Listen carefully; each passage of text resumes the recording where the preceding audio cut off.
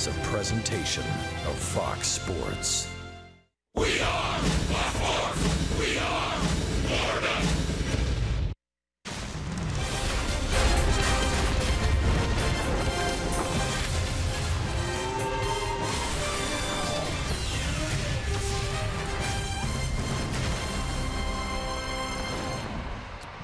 In Miami right now, it is officially game time, and it is officially lunchtime. Lunch with the fish, high noon in the Magic City. And Dan Straley hydrating. That's a good idea as he'll take the hill. Look who's back. Miguel Rojas is back and in the lineup. Marlins and Phillies today. Good afternoon, everybody, or good morning, wherever you're watching the telecast. For the Marlins, a chance to win the series against the Phillies. Well, I'd like to see him come out. Dan Straley set the tempo in the ball game. He's been throwing the ball very, very well. Has a great start against the Phillies under his belt already this season. In fact, 10 strikeouts. But you want to see that offense start to roll. A little bit last night from Giancarlo Stanton, but I think we all probably feel, could they have scored maybe a few more runs last night? If you're thinking about going out and grabbing some lunch, grabbing a sandwich, and settling in, may want to wait till that first at bat for Giancarlo Stanton, because he's just been electric of late. Now he's been locked in particularly the inner third. In fact, the last 3 times he's been challenged on the inner third, he has gone deep. Great swings of the bat again last night. Turns 94 around, and we get a little swing adjustment about 2 or 3 weeks ago. He is really feeling the results of that with all these home runs, now leading baseball, doing a fantastic job swinging the bat and instant offense. When you see him locked in like this, boy, oh boy, is it a show. That was the home run last night in the first inning, though it wasn't enough. Phillies won the ball game. And by the way, with your lunch, a special snack for you, a heaping helping of the demo den. It's back. Yeah, he's in the demo den. Lots of cool stuff, hitting, fielding, maybe, you know, something you're not going to expect. Maybe a little lunch. Maybe Dan Straley a little bit in the demo den. Let's talk Straley. He really has been a terrific addition to this Marlins rotation. He has been so locked in, not walking hitters, really just giving the offense a chance to kind of get going out there, putting up the shutdown innings that you want to see. Pretty solid start his last time against that tough Dodgers team, but all in all, locked in, not walking hitters, picking up strikeouts along the way. The slider and the changeup, always big pitches for him. Keep your eye on both of those today. And it's camp day too, so we got camp, we got lunch, we got demo den, we got Marlins, we got Phillies, we got a ball game. When we get back, a little behind-the-scenes chat with Justin Bour about his great home run derby experience. And it's all coming up.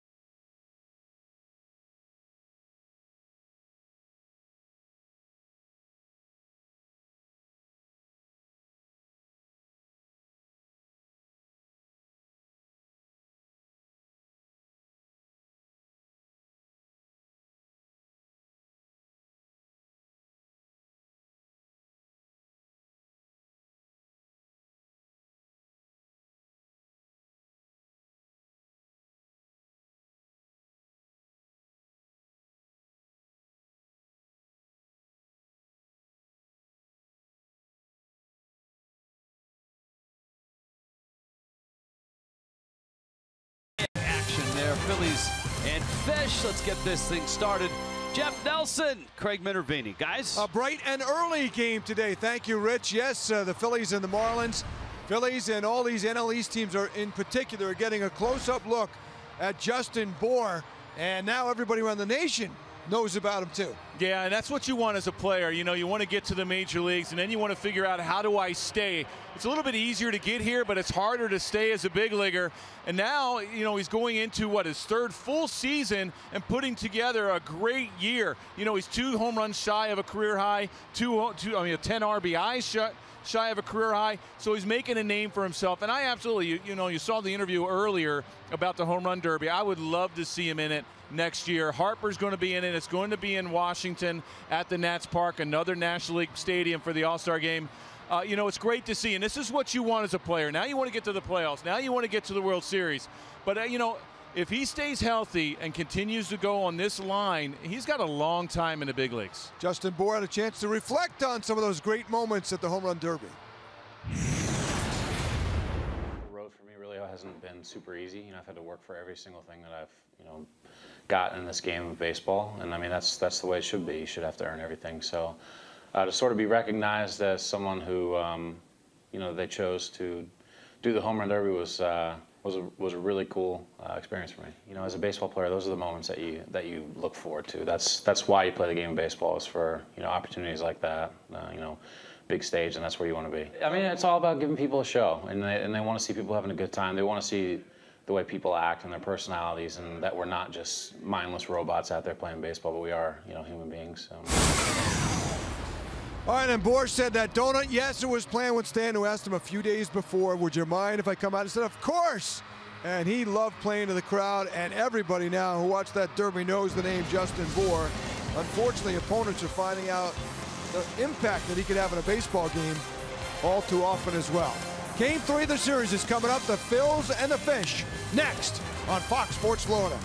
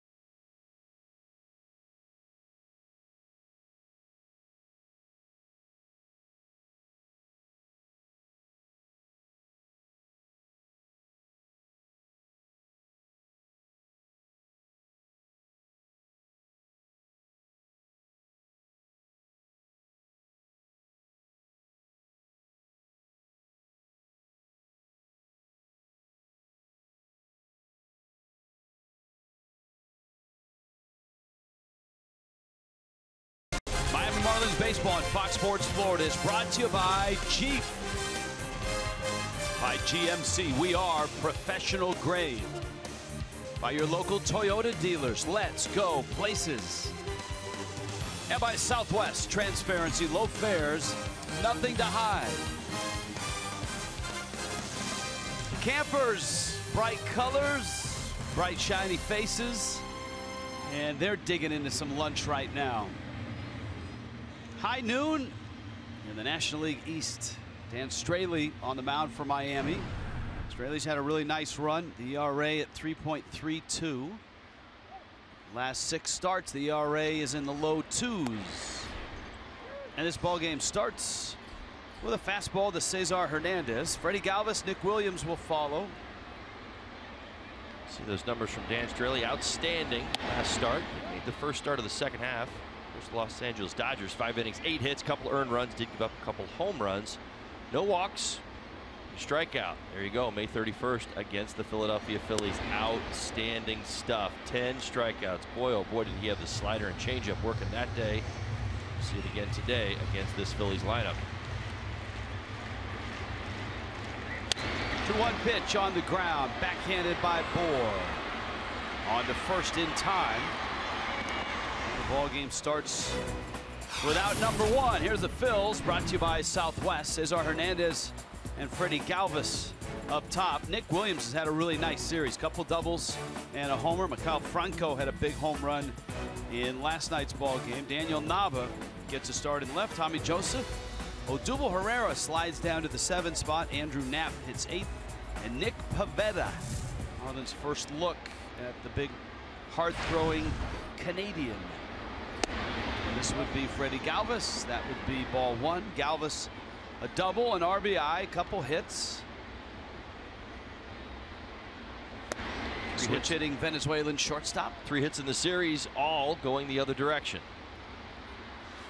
2 from the left side, 1 from the right. All using the off field.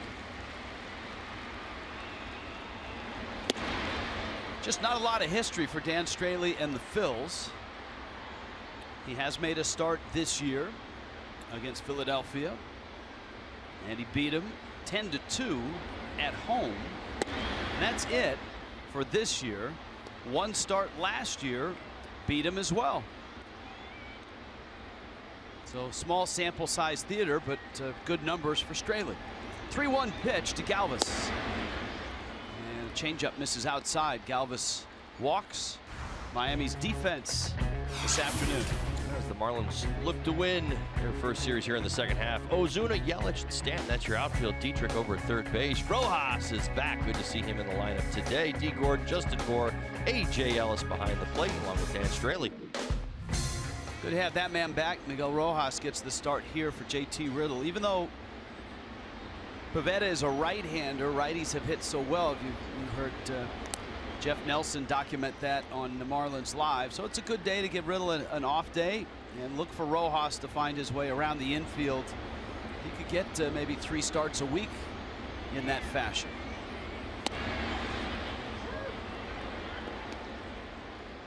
There's Riddle watching from the rail. Nick Williams at the plate is the guy the Phillies are high on, and he's had a nice series. Oh, he really has. Impressed. Power to center field. Home run to left center field.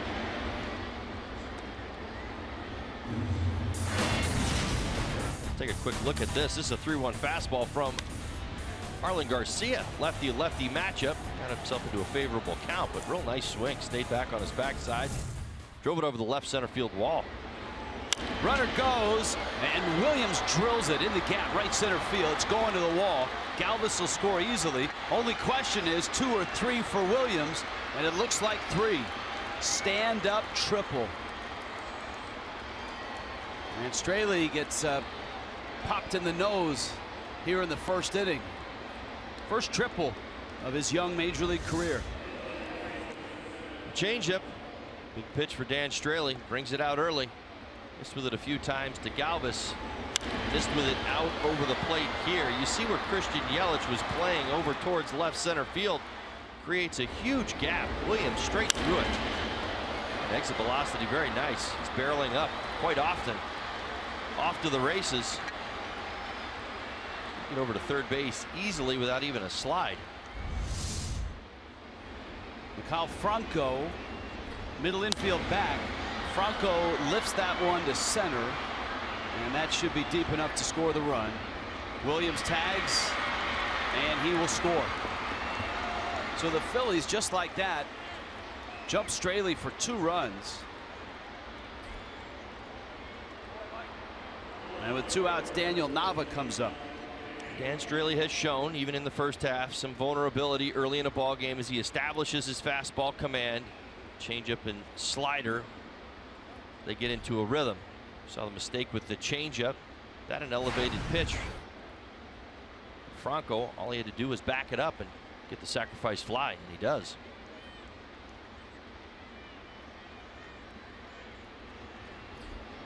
Nava, the former Boston Red Sox, takes a pitch down low. Phillies last night saw the Marlins take an early lead. Giancarlo Stanton with a home run.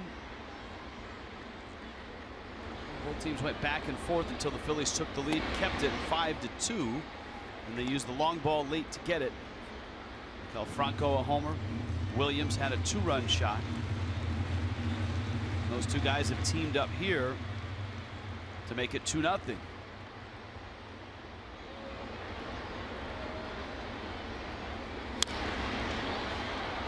Nava with a line drive into center field. That's a hit.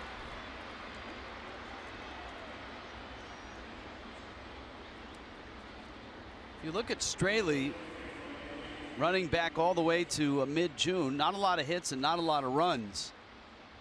But here, a couple hits and a couple of runs. As I said, sometimes the vulnerability for a lot of guys, even aces, the trouble they run into quite often is in that first inning as they establish their command and find their zone and their release point and get everything working the way they want.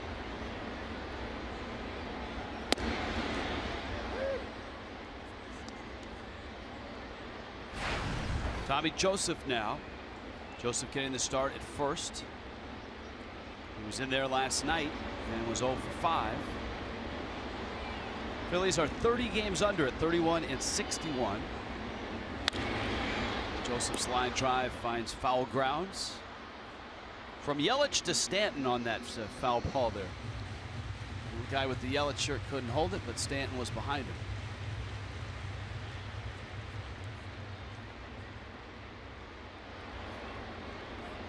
Thumbs up. Everybody good.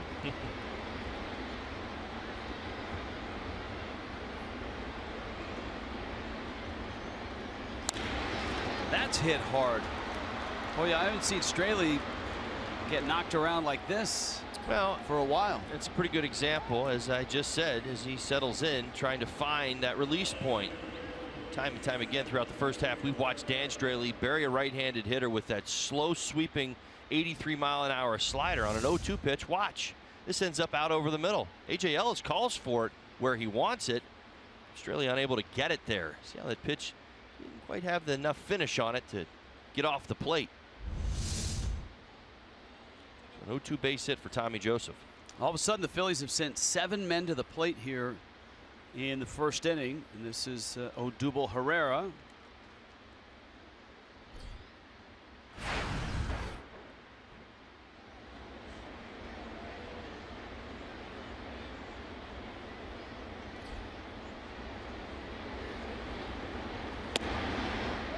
Herrera takes in. Herrera, the 25-year-old, he's Venezuelan.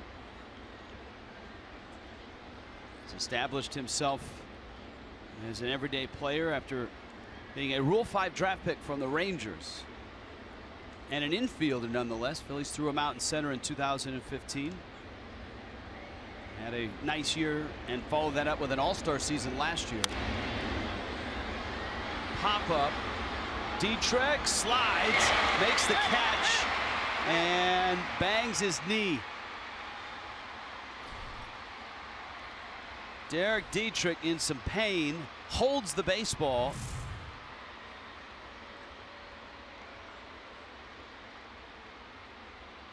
Looked like both knees went into that sign.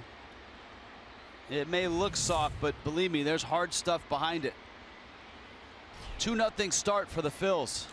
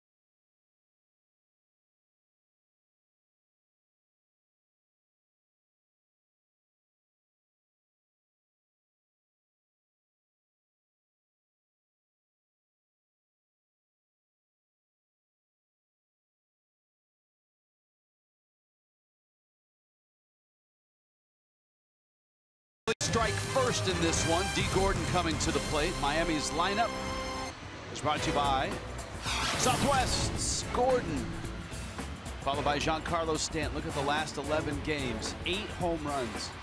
Christian Yelich, Marcell Ozuna, Justin Bour, Derek Dietrich. A.J. Ellis gets a start. Miguel Rojas back in there in the 8th spot. Dan Straley hits 9th.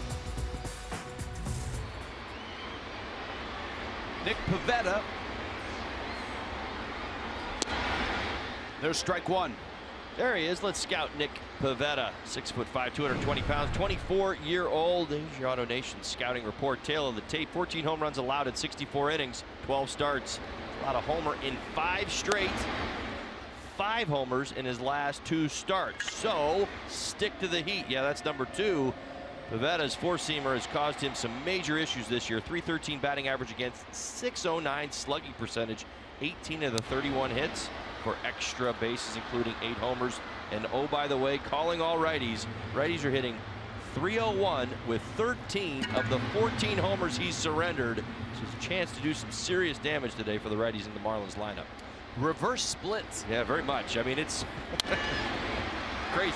Tapper is short. Galvis races up to make the play. Freddie Galvis very active. This is a good combination up the middle with Galvis and Hernandez. Yeah. Here's the Phillies defense. Yeah, very athletic group. Nava gets to start in left field. Herrera, Williams, Franco, Galvis, and Hernandez, the combination up the middle. Joseph over at first base. That back behind the plate. Pivetta on the mound. Yeah, Galvis and Hernandez, both slick fielders.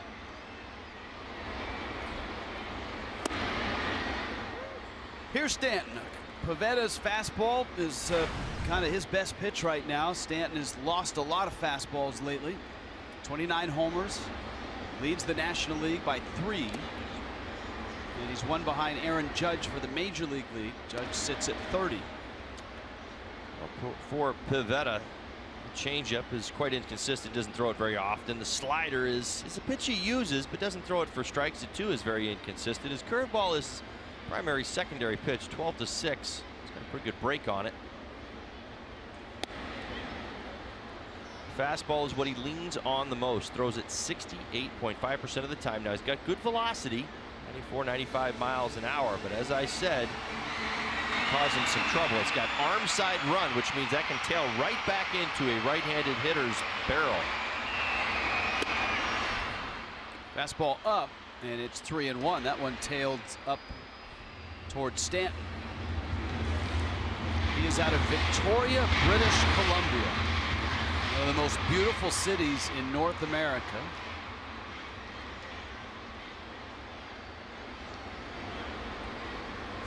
Stanton got a breaking ball, hits it to center, hits it deep, hits it out of here.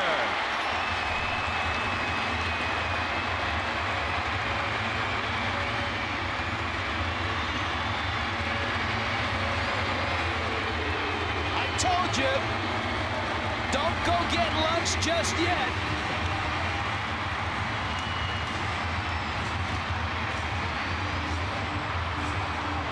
Man, is he locked in. Wow. Great stuff. Particularly that lane, that inner third lane. Anything on the inside part of the plate for a strike right now is being redirected over the, well, we'll call it the left center, right center wall.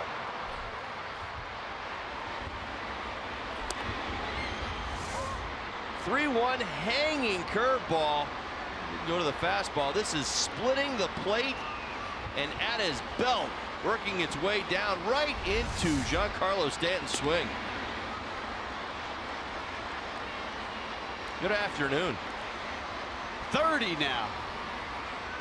And he and Judge are dead even.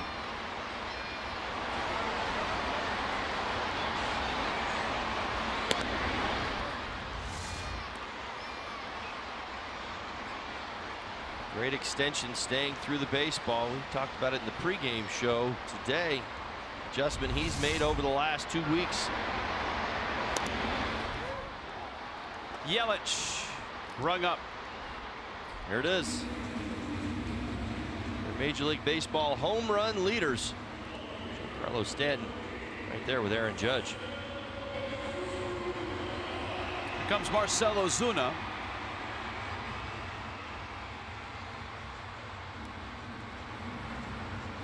Ozuna last night was 0 for 4.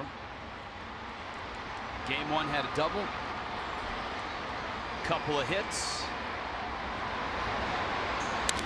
Fastball hits it hard but up the middle, and Hernandez goes to first. Phillies got 2. Giancarlo gets 1 of those back. Another long home run. This guy is on fire. And it's 2-1 Phils.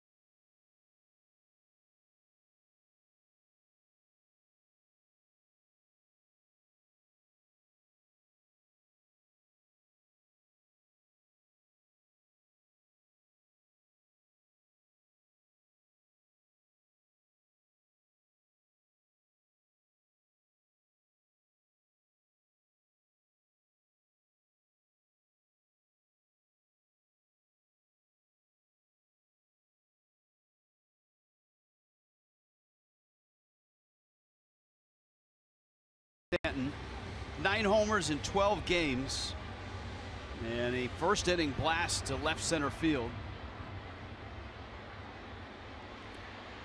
It's a 2-1 ball game. Now we'll see if Dan Straley can straighten it out. Straley had a rough first, gave up 2 runs on 3 hits and a walk. And he comes in on Andrew Knapp and gets a strike. All numbers point to Straley getting back up on his feet here. He's been able, for the Marlins, to be really their stopper in the rotation. Fastball up. He hasn't lost a ball game since June 5th in Chicago. He deserved a better fate in that game.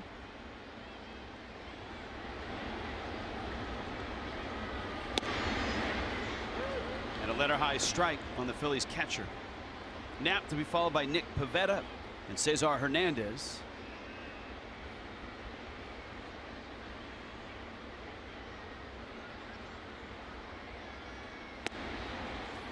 A swing and a miss. All right, Giancarlo Stanton's hot.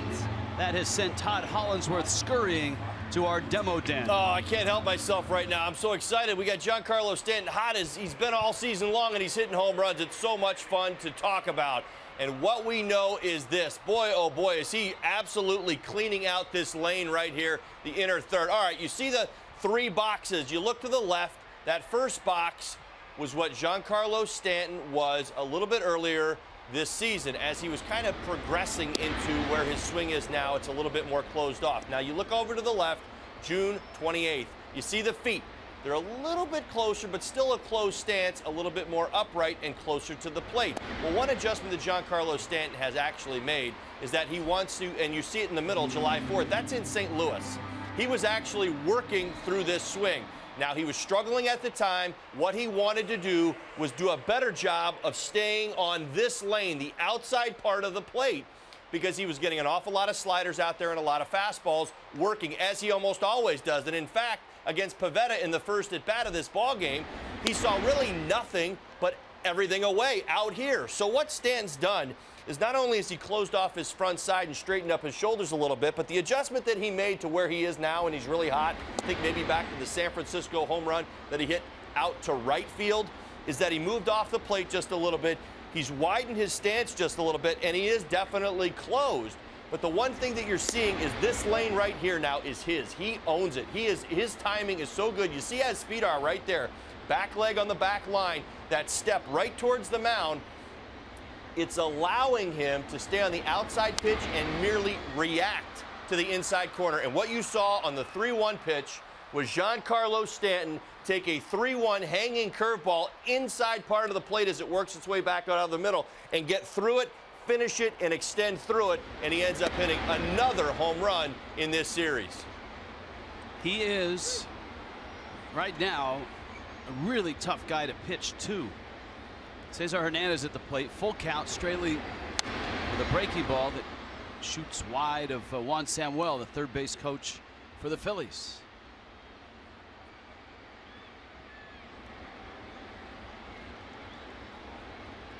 So 30 homers, 64 driven in for Stanton.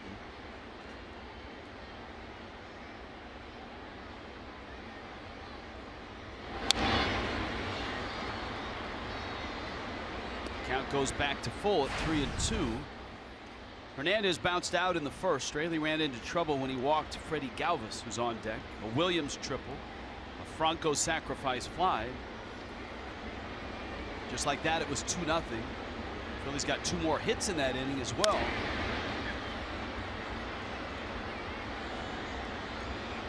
Still 3-2.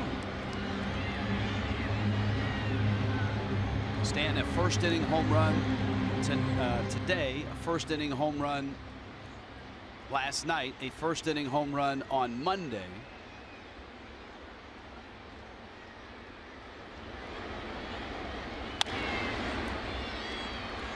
Rojas flips to first.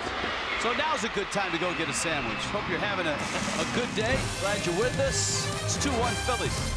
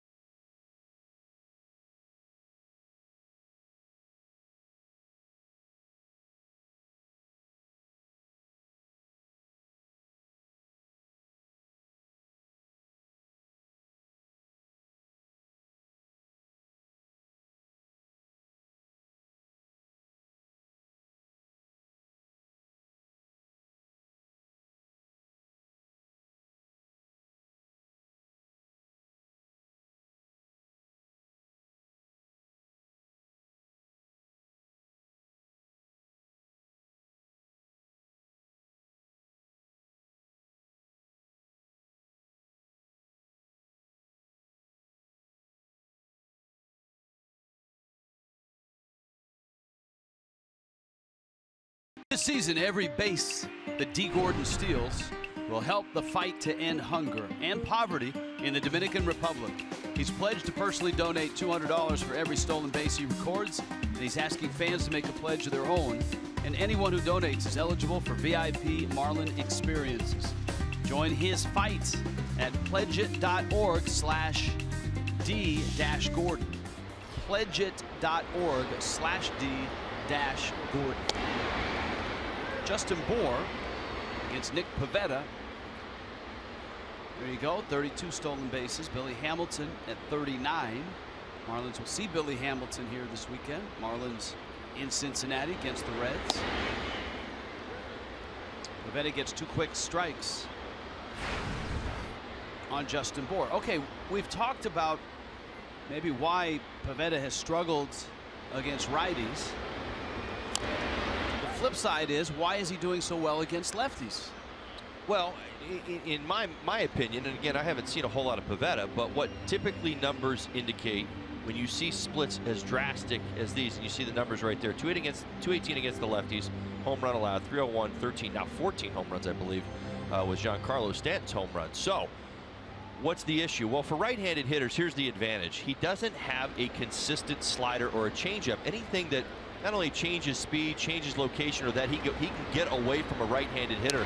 As I just broke down in the demo den, you know, he wanted to get away from Giancarlo Stanton's power. He wanted to line up on the outer third, but he couldn't throw a slider for a strike. He's got more of a wipeout slider, but he doesn't have a slider that he throws for a strike. So as a hitter, you don't respect it. You don't respect it till you have to. You see it out of his hand, you say, okay, well, it's always a ball, so I don't have to worry about swinging at it. Changeup is the same thing. It's actually his 4th pitch. He doesn't use it even very often. Bour sends this one into left center field. Nava and Herrera, and it's Nava who makes the catch. So for a right-handed hitter, there's a huge advantage, Rich, because you can get up on top of the plate and you can say to yourself, well, he doesn't have anything that he can get me out away with. So what does that mean? All right, I'm not worried about it. As long as I'm on time on the inside part of the plate, and again, he's got some run, arm side run to that 4-seam fastball, everything kind of feeds into a right-handed hitter. So, and what else does it do? It's actually their pull swing. So you see the slugging percentage against him very, very high. So he has a hard time controlling the outer third. Now, he's got a good arm, and he can get his fastball to both sides of the plate, and that's the other thing. I just told you, so that run, so it's into the barrel of, say, a right-handed hitter. If you're a lefty and he's got good run, that's a dangerous pitch for a lefty, because lefties struggle with that. They want to do that right there, which is generally pull the baseball or hit it off the barrel. So that run helps him on the fastball, hurts him against the righty, helps him against the lefty. Eric Dietrich lining out to Cesar Hernandez. That'll bring up A.J. Ellis. Ellis getting the start for JT Realmuto.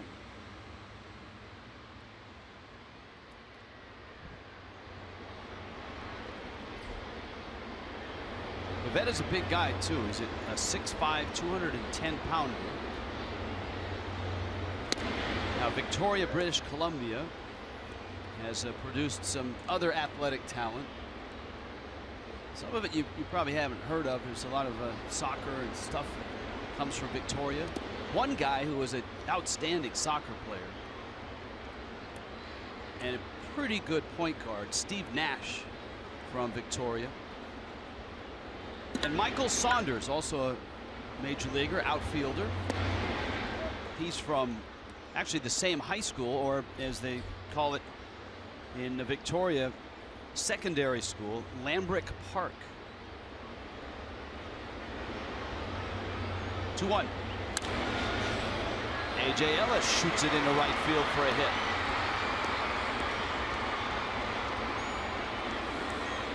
So Ellis, a 2-out hit. Rojas is coming up. If you can't follow the ball game on your television, you can stream it live on your mobile device with Fox Sports Go. Just download the app, take Fox Sports Florida and Marlins baseball with you wherever you go. See Miguel Rojas back, hopefully picking up where he left off. It's been a while, Marlins fans. Last appearance May 7th versus the Mets. And remember how hot he was at the time of the injury? He'd been 9 for 15. So the batting average go up, a lot of things going right in Miguel Rojas' world. Good to see him back. So much so that he was actually pushing Adeiny Echeverria for playing time. and starting playing time. And I think if Rojas doesn't have that really nice 2-month window, I don't know that the Marlins pull the trigger on the Echeverria trade to the Rays. Obviously Riddle is a huge part of that, but having the depth and having Rojas at that position probably helped ease the minds. Echeverria, by the way, with the Rays, is hitting .268, 56 at bats, couple doubles, 4 RBIs, 1 walk, in his 56 ABs.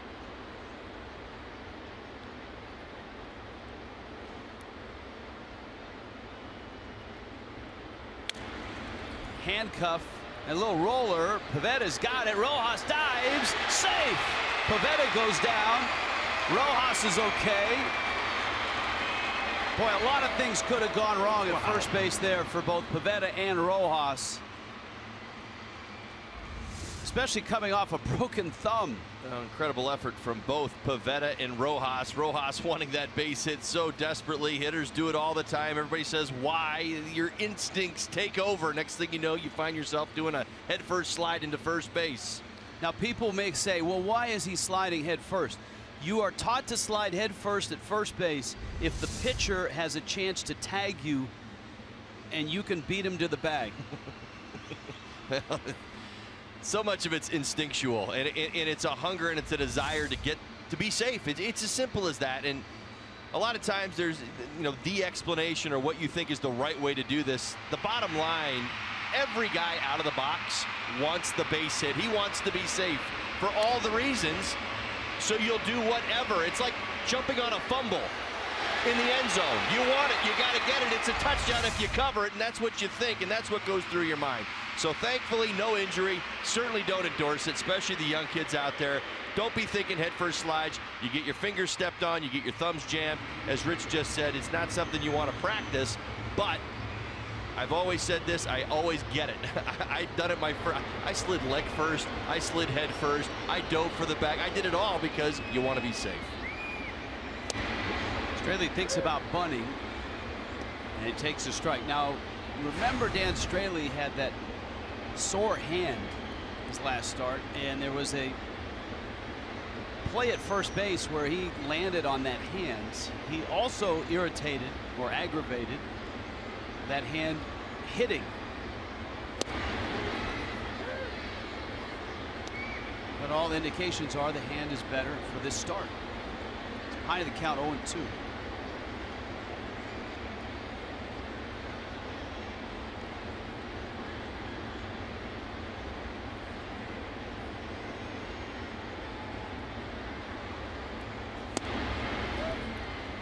Pitch misses in.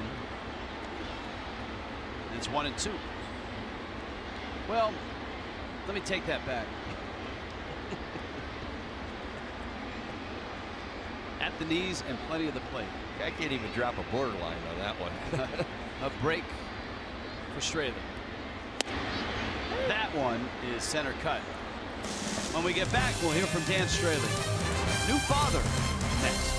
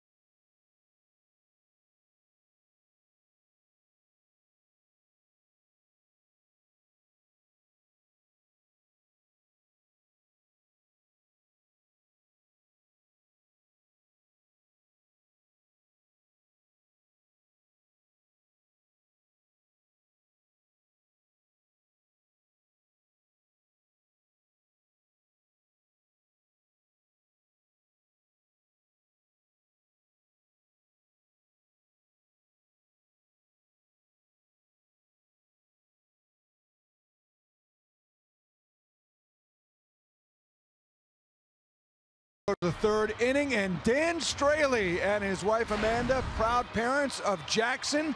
He was born on July 9th. Jackson was born on the day before the All-Star break. It was on last Sunday, I guess. So time's flying by. We had great timing on that, and it's been an incredible experience so far. And just really one kind of, unless you have kids yourself, like it's one of those ones I didn't know what to expect, what I'd feel, and it's just the coolest feeling in the world. And you can see how proud he is from that big smile. 7 pounds, 4 ounces, 20 inches. He had to stay in the hospital a few extra days, but he's been home. And Dan told me that he just wants to thank his wife Amanda because she has allowed him to still get some sleepy time, and that's not easy with a young one. But proud parents, Jackson Daniel Straley. Welcome to the world. It's great stuff. And as he said, it's great timing. But I like the fact that he gives his wife all the credit in the world, because that's what it's about. No doubt. I know that in my own household. Dan's got it right. Freddie Galvis, Nick Williams, Kyle Franco.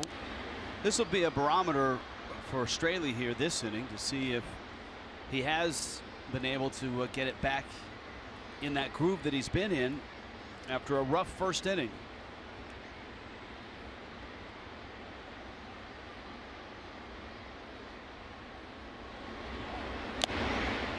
And a chase there by Galvis. And Straley does look like the Dan Straley we've seen this year. He is retired now. 5 straight. Well, it's important to live on the edges. It's a good example of it. Up a little bit off the plate. Galvis chase. It's the name of the game for Dan Straley. Chase. He's not going to challenge people out over the middle of the plate too often. He's to be working on those edges. We saw Straley in our opening shot warming up with the weighted ball. It's one of the things that has helped Dan. That visit to the Driveline people up in Seattle, High Performance Lab, sort of a pitching diagnostic check. And they were able to identify that Straley, going into last year, had some weakness in his shoulder with all the stuff that they do and the exercises that they prescribe. Got strength in the shoulder and just had an outstanding year with the Reds, and he's following that year up with what feels like an even better year here with Miami. And a strikeout there of Nick Williams. 4 strikeouts in the last 5 hitters he's faced.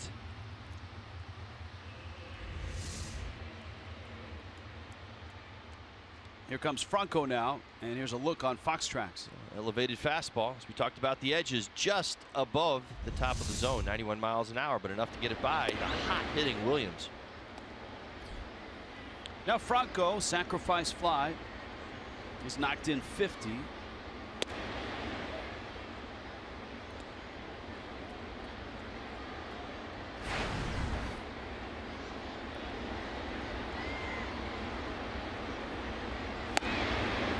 Phillies in the middle of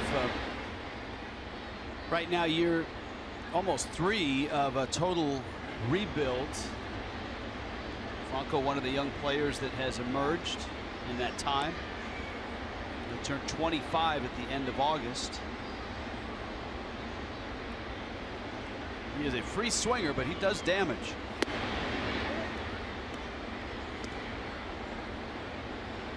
Guys like Franco, Odubel Herrera, Hernandez and Galvis are both 27. One bounces up there, and Franco's aboard, and here comes Daniel Nava.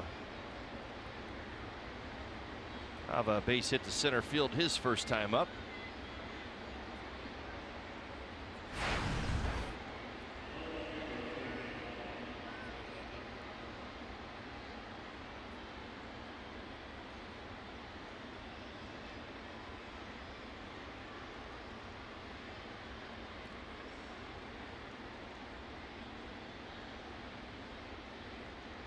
Cubs and Braves are playing in Atlanta this afternoon. Also a noon special.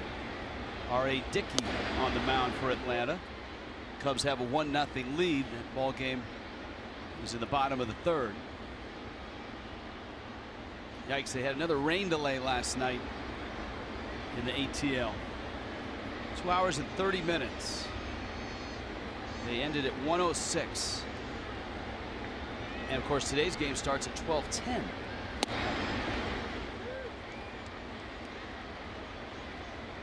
The good news is, I suspect the traffic getting out of SunTrust Park was rather slender. That's where your mind went. I love it. At 1:06, but I'll bet it was a bear to get back to the ballpark at 9 or 9:30 this morning. You sound like you're speaking from experience. Marlins ran into a little bit of that. Fastball up.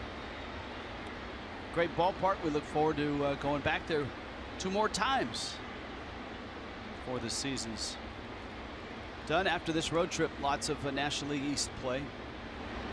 August is almost Washington Nationals month for the Marlins. You see the Nationals 9 or 10 times in August. Fastball from Straley is out. The count is 2-2. As many teams around baseball, their potential for their teams and what trades might happen between now and the deadline. The haves and the have-nots, the buyers and the sellers. Should be a really interesting couple weeks coming up. 7 afternoon games in Major League Baseball today. That against the shift. Nava knocks it into center. Yelich there to get it. Daniel Nava, professional hitter, has 2 hits. It's Tommy Joseph coming to the plate. Sure does. That's a perfect example of what you do when you've got the overshift on, but you don't roll over. Let's take another look at it. It's a circle changeup, right? So the Marlins are thinking they're playing the overshift because Daniel Nava's going to roll his hands over and pull it to the right side. No, it's not what he does. This is what you're seeing a lot of hitters do in today's game. They recognize that. You get that pitch away, you stay through it. You don't have to crush it through the hole to get the base hit. Just merely roll it through there. It's not about exit velocity. It's obviously all about location, but that's one of the big differences you see hitters doing today. Tommy Joseph got a hanging slider and lined it into left for a single.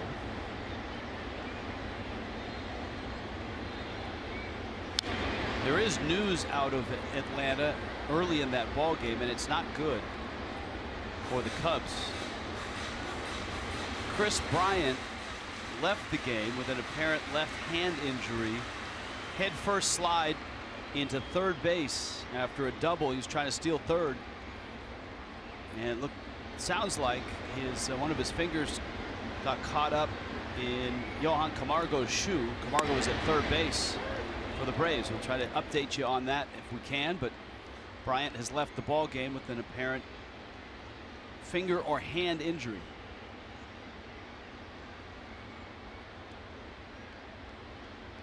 Oh, 0-2 to Tommy Joseph. Straley struck out the first 2 in this inning. Franco walked, Nava singled. Now Dan is up with that fastball, and speaking of up, his pitch count is up 58 right now here in the third.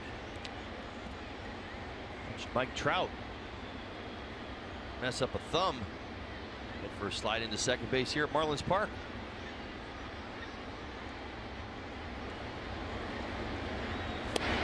Swing and a miss. There's that slider. So he ends up striking out 3 here in the third. Don't go anywhere, kids. He's coming up again, and he's red hot. He's homered again today. Yeah.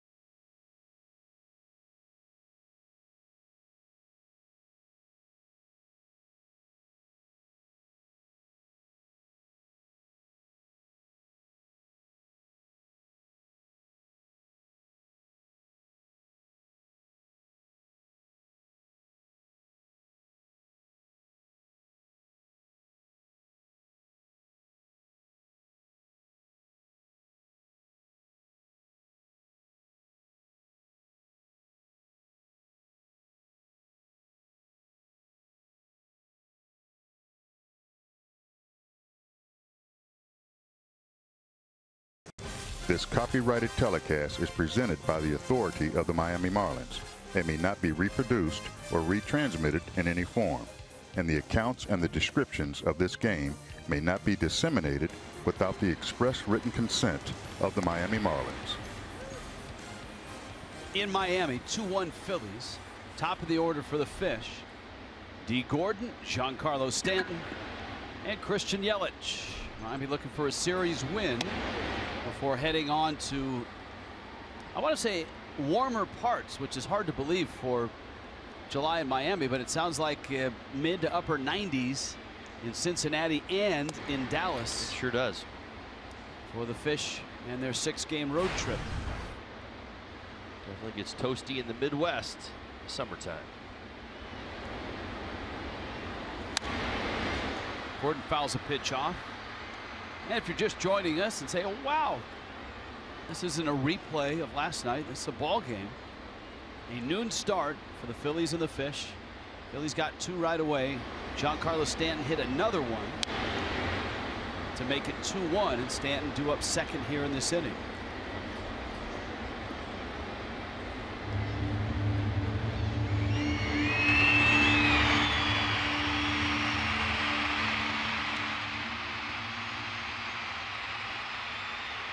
Appropriate because all the campers between innings were singing the SpongeBob theme song. Tough play, and just in time to get Gordon. Franco. Nice play at third. There's 1 out. Camp day.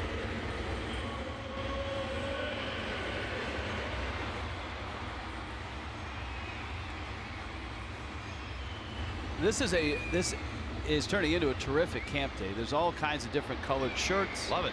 A lot of the campers are down in the first level in the seating bowl.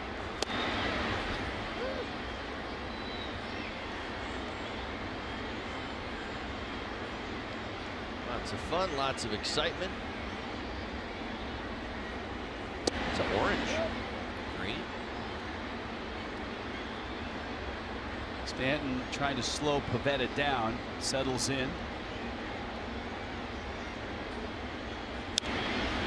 Fastball came after him at 95.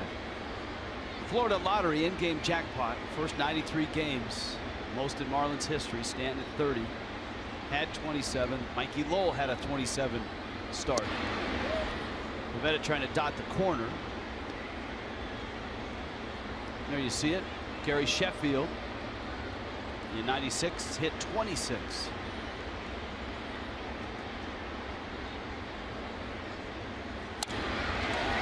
Stand to right, a run for Williams, who's there to make the catch. By the way, for Stanton, and I'm sure this is a moving target and has changed already. He is on pace for 51 homers. The club record is 42, and that was Sheffield back in that 96 season. So by homering today, my guess is he's at a 52 homer pace. Here's Yelich. He struck out back in the first. He's on his way. He's locked in. That's what we know. He's going right now. They get to 40 by the end of July. Clip he's on. Big breaking ball. Pivetta's hit a pretty decent rhythm for himself here.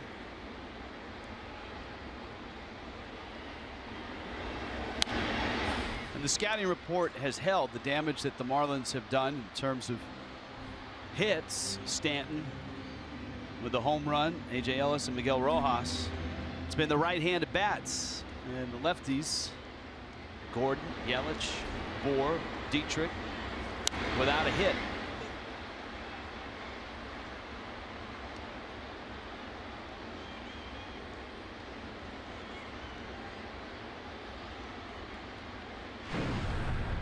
Friday in Cincinnati.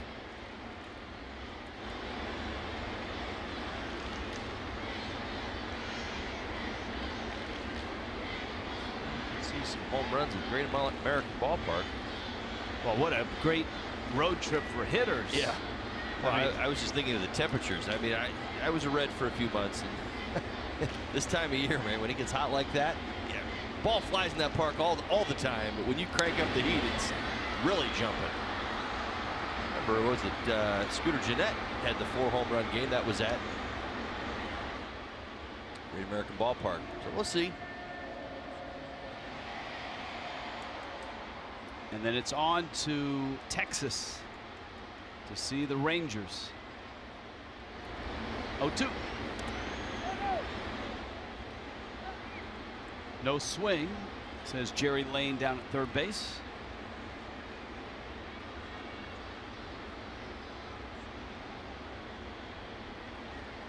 Camp day always a big day for Billy.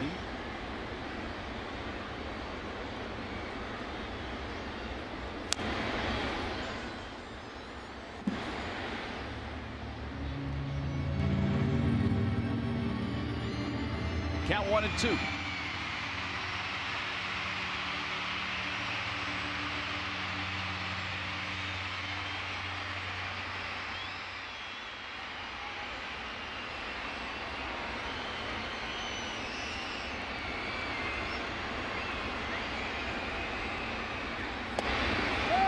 Another take, another appeal. Pivetta continues to use that sweeping breaking ball. Yelich to chase. You see the 3 pitches down. Those that slurve.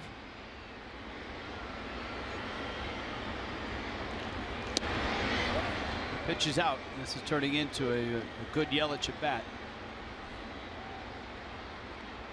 Christian had a run that put his average up into the 290s, and still looking for his first hit here in this series.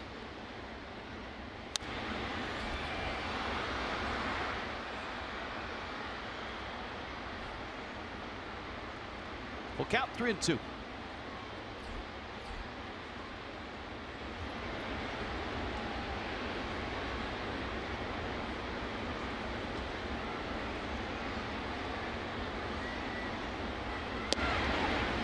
And he goes all the way deep into the count and ends up walking, and that gets Ozuna an at bat here in the 3rd inning. And for Pivetta, it's his first walk against 2 strikeouts. Well, in the scouting report, it's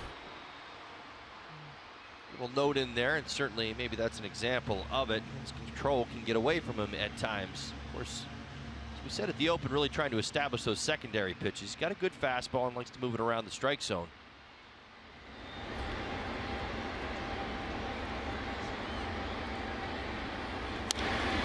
Ozuna's ground ball finds left field. And so 1st and 2nd. And here comes Bohr. First pitch breaking ball. Just throw it. End up walking Christian Yelich on the same pitch. This out over the plate. So Ozuna a little bit early, a little bit around that breaking ball, but enough to get it through the left side.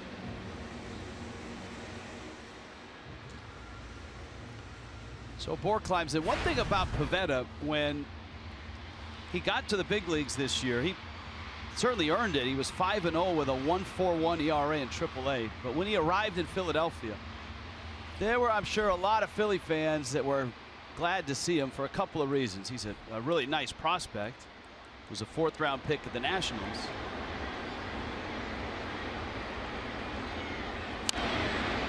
And he's the guy that the Phillies got for Jonathan Papelbon. And Papelbon, one of the least popular athletes in Phillies history. And the Marlins were front and center on Papelbon's salute to the Philly fans that one ball game when he came off the mound and grabbed his unmentionables. That was the Marlins, huh? Yeah, we were there. That went all the way to the screen. Not that they liked him before that, but that really sealed the deal. Well, good for you. I'm glad you got to be there for that big moment.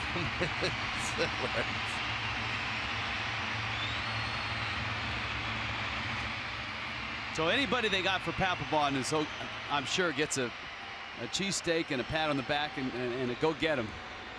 Well, Pivetta, I mean, he's shown he's got the makeup.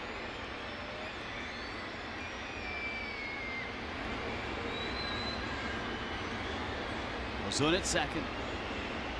Yelich at third. Big shift on for Bohr. And he pulls it. Phillies have not only 3 infielders on the right side, but Galvis, the shortstop, look how far over he is. There is nobody. That's Yelich at third base, by the way. There's nobody at third. The Phillies do try to cut off that alley towards the gap with Franco, the third baseman. Well, many times we've seen Justin Bohr, much like Nava, go the other way if they throw it out there. Here comes Yelich. He's going to score. Terrific secondary lead and first instinct. Well, you set that up perfectly, Rich. Why? Because he's not being held on at third base. There's nobody over there. It allows you to relax as the runner on third base, get a great secondary read. You can be very aggressive in this situation. You're not worried about a throw down from the catcher or even the pitcher. There's nothing there. So as soon as that ball, he beats him. First step was Yelich, wasn't even Pivetta. Watch this. As soon as it hits in the dirt, here he comes. Well, that's a great look at how far Yelich was off the bag. And this ball game tied 2-2, and a 2-2 pitch to Bohr.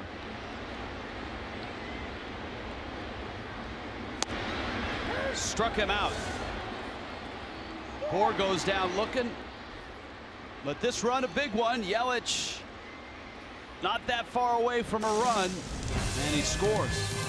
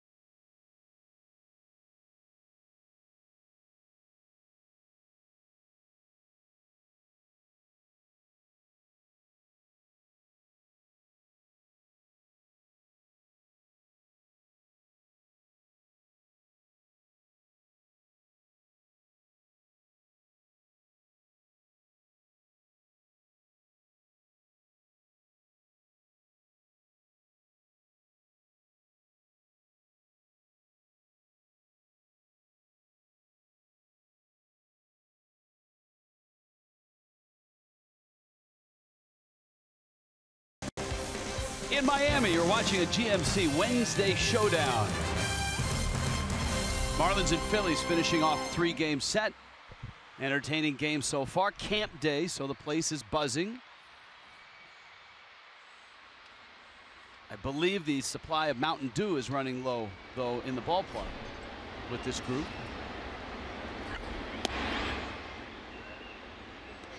Todd Hollinsworth fueled by my Mountain Dew. Fueled by Mountain Dew tonight. All geeked up for that's right. The fish and the Phils. Odubel Herrera, Andrew Knapp, and Nick Pivetta. Odubel cracks one foul. That camper wanted nothing to do with that baseball. He saw that was wisely, because this generation, Todd, quite honestly, is into, look at that guy, just he may not have even seen it. I thought I was going to go into, hey, they know launch angle, they know exit velocity,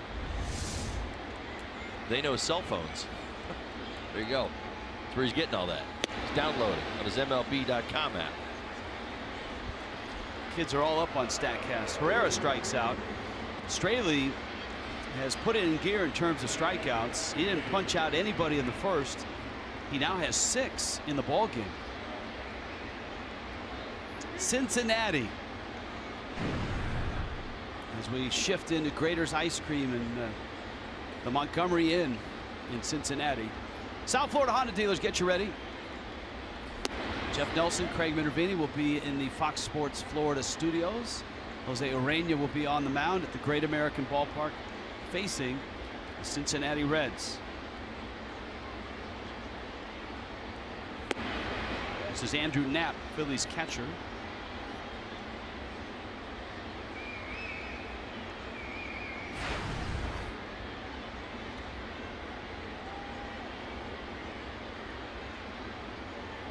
I don't think any of us were surprised that last night the Dodgers stayed hot.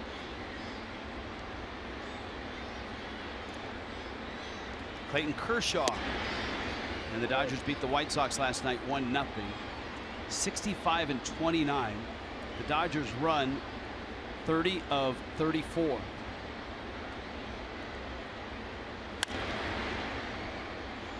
Up the middle into center field, Andrew Knapp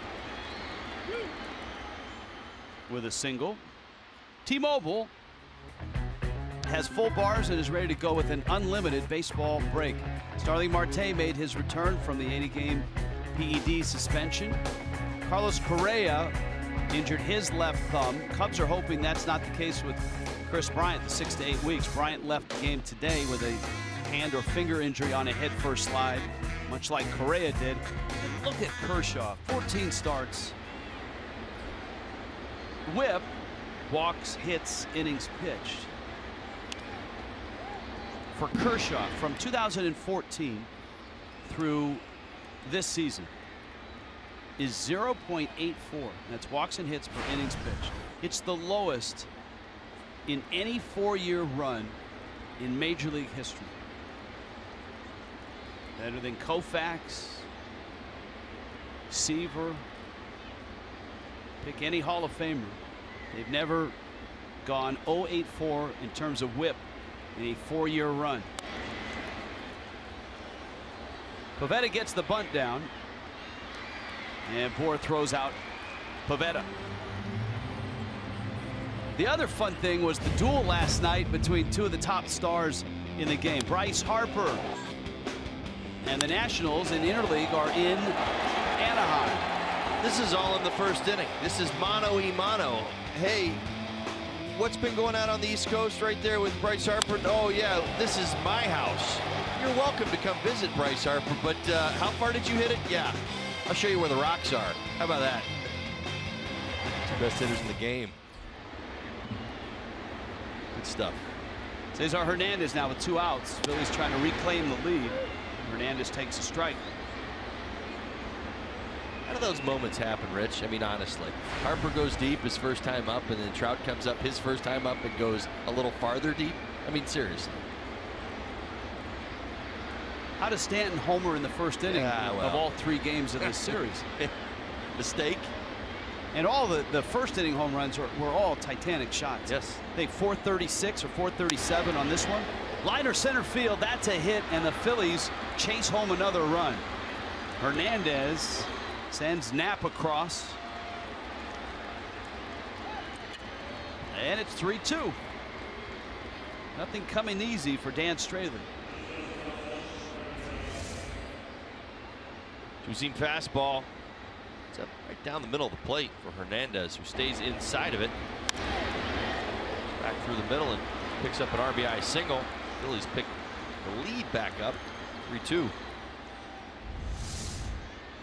By the way, speaking of pitching, significant in the win in Anaheim for the Nationals last night that Ryan Madsen and Sean Doolittle in support of Edwin Jackson. How about that? Madsen an inning, gets a hold. Doolittle an inning, he gets a save.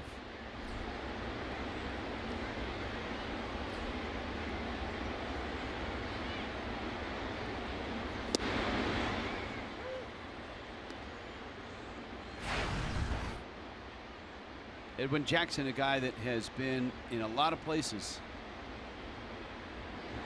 and has found a spot right now with the Nationals. That's trouble. Down the line it goes. Hernandez can run. Stanton cuts it off. Hernandez to third. Juan Samuel will hold him at third. Good job by Giancarlo to fish it out of that corner. Galvis has got himself a double. And the Phillies threatening still. You see the balance from Galvis. It's a slider in the zone. On the right field line. Look at Giancarlo Stanton hustling all the way. That ball gets to the wall. That's another Philadelphia Phillies run. Able to cut it off. Doesn't have to get much on the throw, but just get it back in by cutting it off. Juan Samuel, third base coach for the Philadelphia Phillies. No choice to stop Hernandez at third base. Gives Dan Straley an opportunity to get out of this.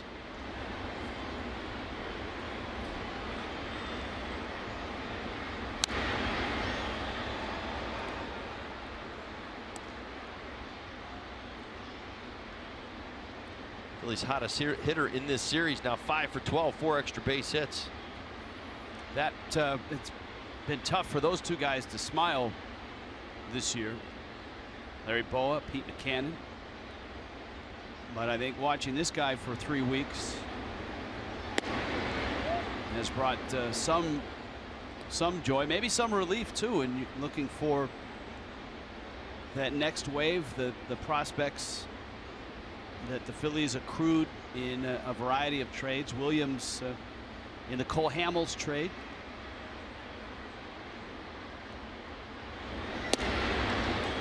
Made a very good point about the Phillies throughout this series. It's not about wins and losses. I think when you look and you say, okay, well, they've got 61 losses, we should beat the Phillies today, is what you tell yourself. The truth, if you're a Phillies fan, you're looking for progress from your players, and I think maybe that's where a little bit, people, Herrera's had his struggles. Franco's had some struggles this year as well. Williams has been nothing but outstanding since arriving. But that's what you're looking for. You're looking for growth from your younger players.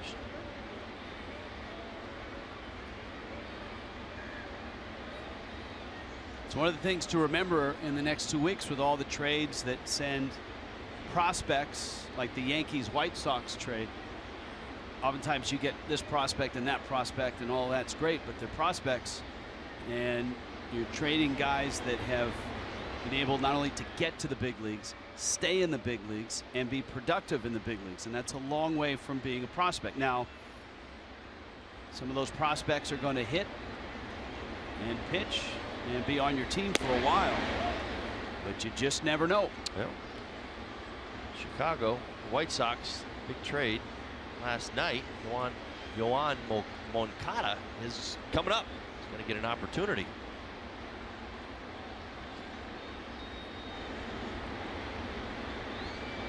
White Sox looking to accelerate their story, kind of changing of directions, maybe changing guards, some veteran players on their way to the Yankees. 2-2. Elevated fastball. Straley gets the strikeout, but the Phillies get the lead back. Demo Dan is oh, look out. Hey, wait a minute. Security.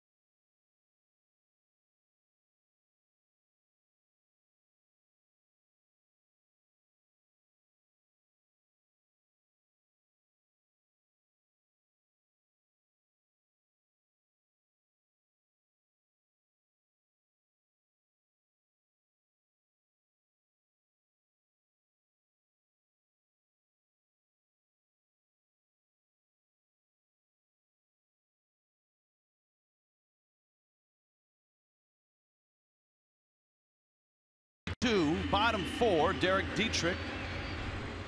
Let's check into the demo den with Todd Hollingsworth. Holly? Oh, great stuff. Lots of fun today. Getting to be in the demo den. All the kids here at the stadium watching baseball. Now listen, Derek Dietrich had an outstanding at bat a couple nights ago. I wanted to take an opportunity to talk about it, especially the young kids watching at home.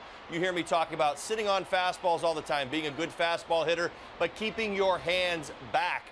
The one thing I want to show you is Derek Dietrich did a fantastic job of this the other night. He stepped like he was going to attack a fastball. His weight got out in front of him a little bit. It's a breaking pitch, but watch his hands. Really watch how close he keeps his hands back. Yeah, you see that body. It gets out just a little bit. That can be a problem at times if your hands come with your body, but as a left-hand in particular, it happens a lot against the righties. You see right there, see how he gets through down and that top end comes off? That's called extension, and that's what you want to see. So if you're in the demo den like I am right now and I were hitting baseballs in the demo den, you're thinking about really staying back on that back side.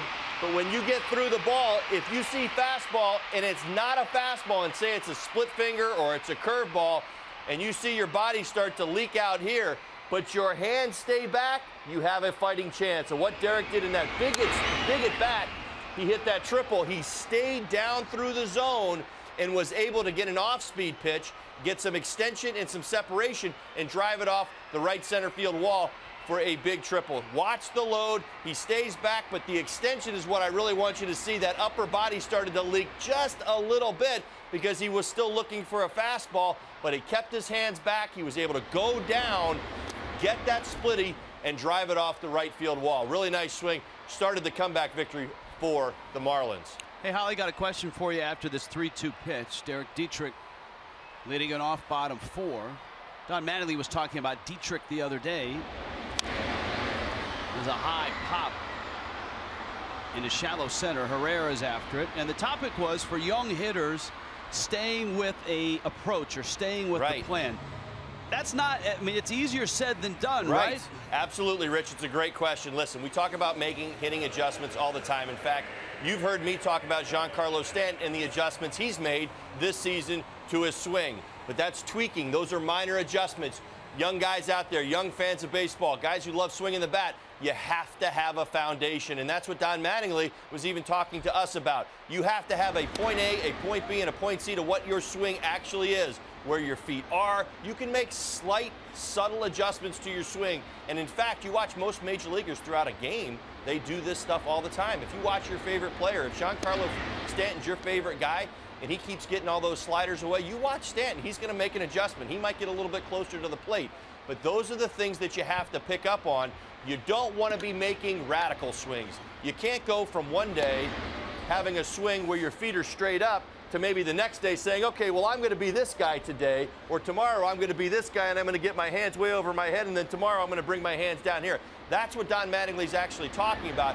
You have to have a fundamental swing that works for you. So once you find it, you can tweak it. I used to tweak my front foot all the time. One of the ones I used to do for me, bring that camera angle down just a little bit. You see that front foot. So when I had a little bit of a leaky hip sometimes, but what I used to do is I would turn my front hip in. See it right there. And that would help me get some timing and help me remind myself to not only do like this and step, but it would help me stay in on the baseball. So those are little things that you can do that certainly help out with your swing, but you cannot change the fundamentals of your swing. So that's what you have to be real careful of. Don't do radical changes on a daily basis. It doesn't work, and it certainly doesn't work up here. All right, Todd, thank you. Demo Den in use today on this Wednesday afternoon, a noon start, camp day. Lots of kids in the ballpark. Probably some kids watching out there as well. Miguel Rojas is up. Rojas fouls that pitch back. Nick Pivetta on the mound for the Phillies. 6'5" Canadian. Gave up a Stanton homer in the first. A wild pitch in the third. Plated run number 2. That was Yelich that came in from third. And that's it for Miami.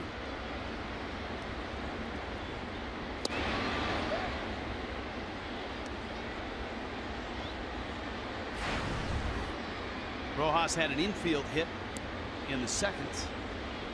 You see that batting average at .348. He was having such a really nice year. before the injury. Shoots that out towards Hernandez at second. And Nick Pivetta hangs on to the lead. 5th inning on camp day in Miami. Coming up, it's 3-2.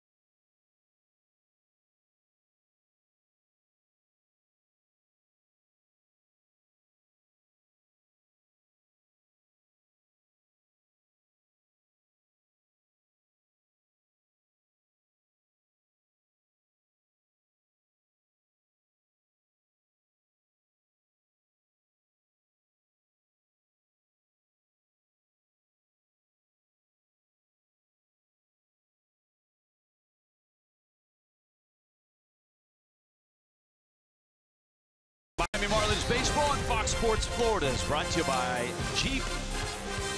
By Hand Cook. Chase down your passion, never halfway. And by your South Florida Chevy dealers. Into the 5th. Campers behaving themselves quite well so far. Line drive. Kyle Franco. Ozuna has to play it on a hop. And the Phillies continue to get good contact against Dan Straley. Leadoff hit here in the 5th. Quicken Loans presents Rocket Arms. Whip, walks, hits, innings pitched. We talked about Kershaw and his historic 4-year run. Well, Straley 4th in the National League this season. Although the whip will take a little bit of a rise so far after this one. Phillies have 8 hits. Straley has walked 1. And just the fact that he's walked 1 is actually news for Straley. He had 9 consecutive starts, allowing 1 or 0 walks.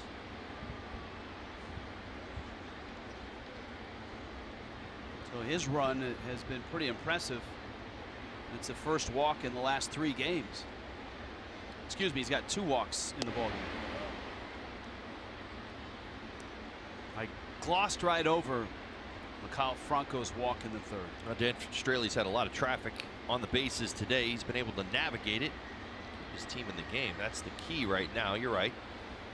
Not the best Dan Straley we've seen this year, but he's battling and competing. Softly into right. Stanton on a hop, and the Phillies have 1st and 2nd, nobody out. Daniel Nava 3 for 3. Professional hitter, as Lou Piniella used to say. Professional hitter. Wrestling night at Marlins Park. Oh, this is big. Reds and Marlins. Ric Flair, 16-time world champion. Marlins.com/special events for your tickets. A lot of guys excited about that. Limited VIP tickets are also available for purchase by phone, and you can include a meet and greet with Ric Flair an hour prior to first pitch. There's Tom Kohler. He's a huge wrestling fan. And of course, Ric Flair endeared himself to the Marlins clubhouse and to Marlin fans for his public support for Justin Bour for the All-Star team. So that's going to be a fun night, I would think, for Bour.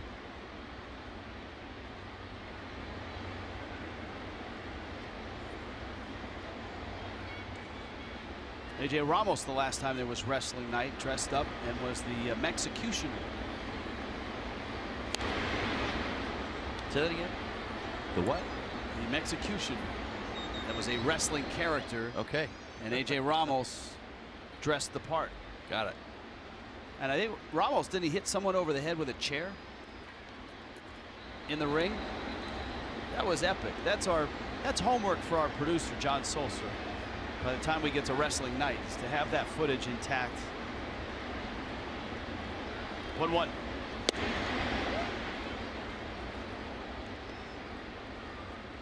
Of course, there's always Craig DeGeorge, Craig Minervini's alter ego, so to speak.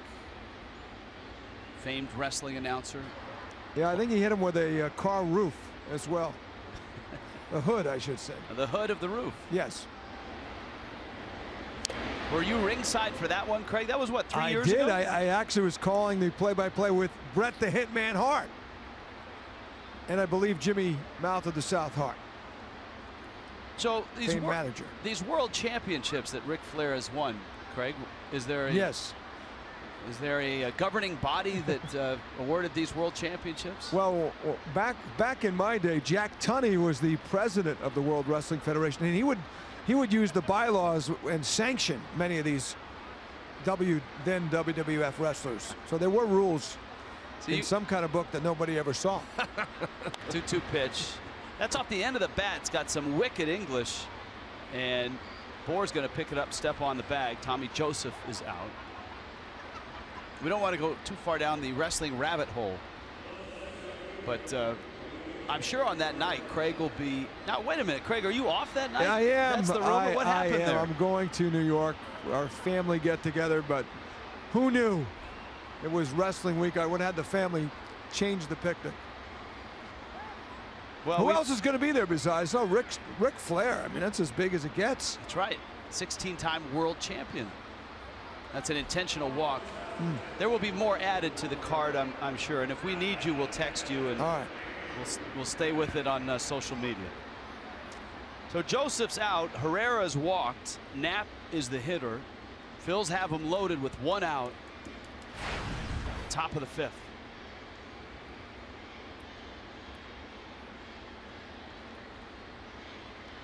Knapp single in the ball game, has struggled with runners in scoring position this season.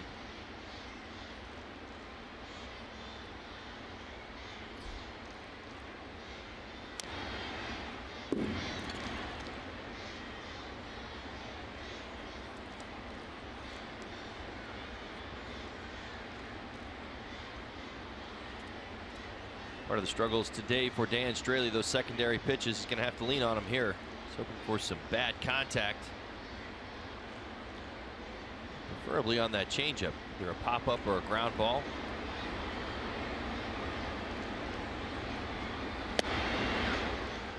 High fastball.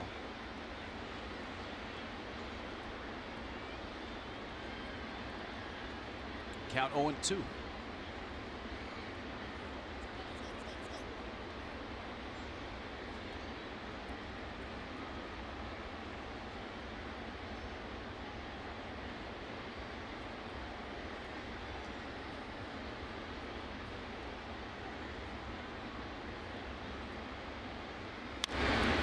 Center field, not too deep. Yelich in, tagging Franco. Yelich with it. Franco comes home. Throw comes through. Both runners move up, and the Marlins, I'm sure, would like another run at that one. The Phillies were going to score that run regardless. But right now, the Phillies get 2 into scoring position. Well, this is infield communication, and again, from our perch up here, a little bit harder to gauge what was going on. I know this, the throw comes through for Justin Bohr. It seemed like an easy, obvious read that once the short hop comes in, that would get cut right there. And if he does, Justin Bohr's got a shot at third base. Probably not Herrera at first. Herrera's not going to move up until this ball actually goes all the way through, but it never should have. See, there's nothing left on that throw to even get a guy out at home plate, so that ball's got to be cut. Straley with 2 outs goes after the pitcher, Nick Pivetta.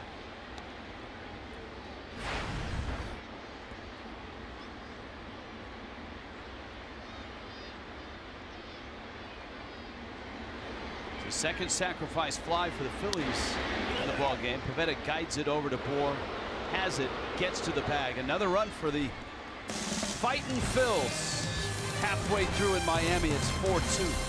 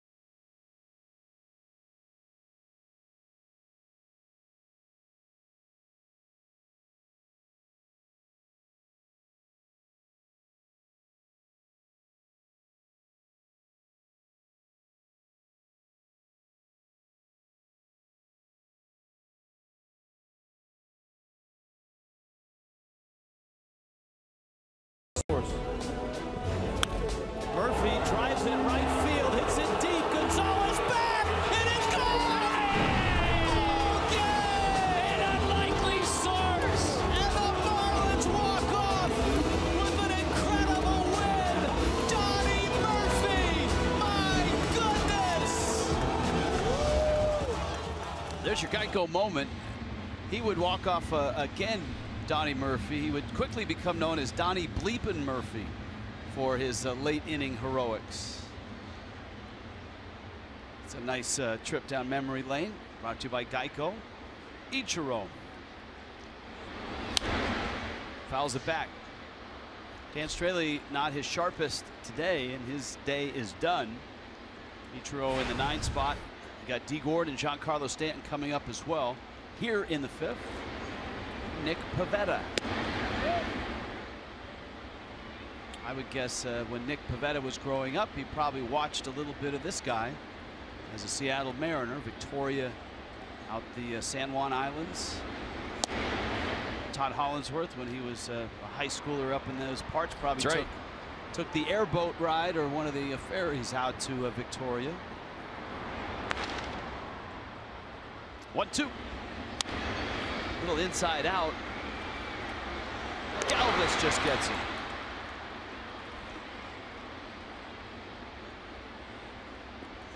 So an out here in the 5th.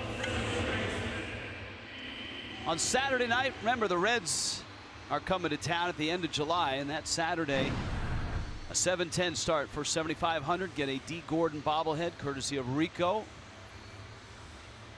Tickets available at marlins.com/tickets. Bobbleheads are coming up. Marlins have the JT Real Muto bobblehead on August 25th. Christian Yelich bobblehead as well. Those should be popular. There's Yelly. I like it. He's got his glove on. He's making a catch in the water. That one off the mask of Andrew Knapp. He took it flush.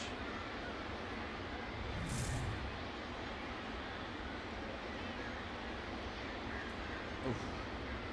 Got the old school face mask.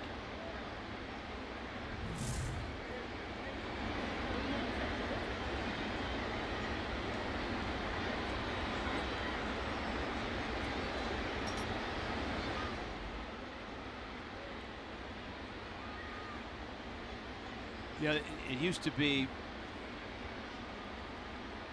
rub some dirt on it, you'll be fine.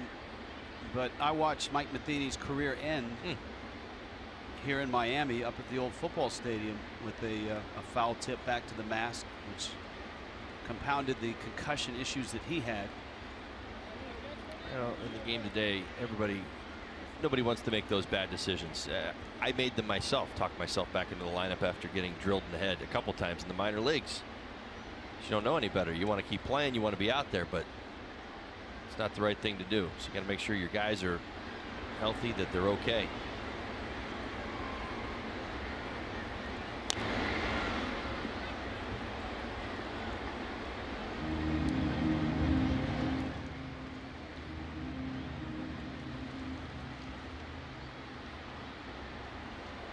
Two.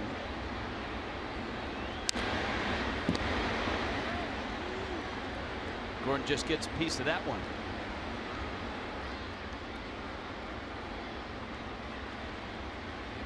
Marlins have just the 4 hits. Stanton's home run, of course, the biggest of those. Indeed, chasing a pitch in the dirt. He felt he fouled it. But the home plate umpire, Marvin Hudson, will have none of it. Here comes Giancarlo Stanton.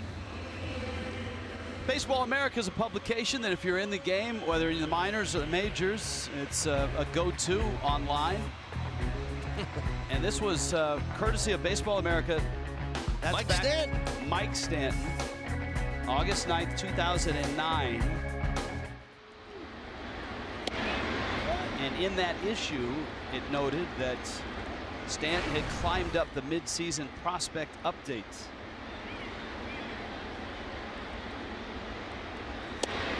At the start of that season, Matt Wieters, David Price were the #1 and 2 prospects, but they were both in the majors when they did the midseason update. So Jason Hayward and Stanton ended up being the top 2 guys, and they would end up facing off in July in the AA Southern League All-Star game.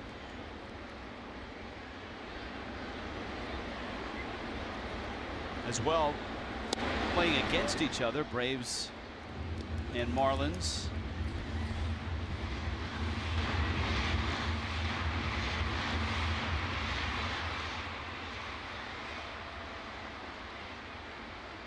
Jesus Montero and Justin Smoke were the others competing for that top prospect spot, along with Stanton and Hayward. I think back to the first at bat, 3-1 breaking ball. Oh, Stanton turned it around in her third. Bennett did not make that same mistake. 6-mile-an-hour fastball above the belt. A line drive that finds Franco. And Nick Pivetta looking good. It's 4-2 Phillies.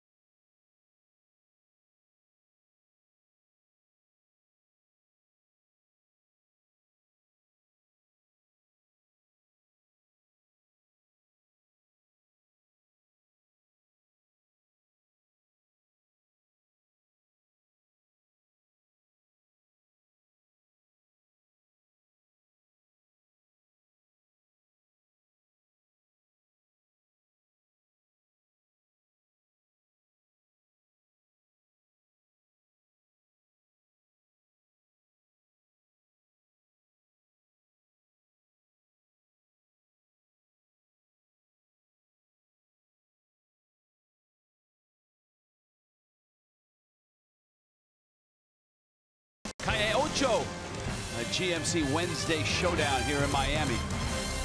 Marlins at Phillies. Right now, Phillies on top. It's 4-2. And the 6th inning arrives, and so does help from the bullpen. And on camp day, look, I think the stars are aligned here. It's camp day. It's a great camping crowd. You see Nick Wickren.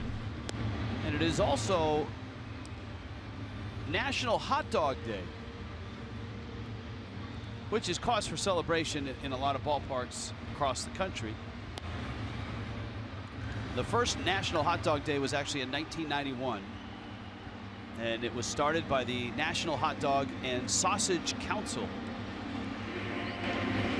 The Sausage Council. There's a joke in there, but it's camp day. Baseball and hot dogs. How did that happen? 1893. It is believed to have been started in St. Louis by a German immigrant who owned a bar and also owned the St. Louis Browns. There's some Nathan's hot dogs.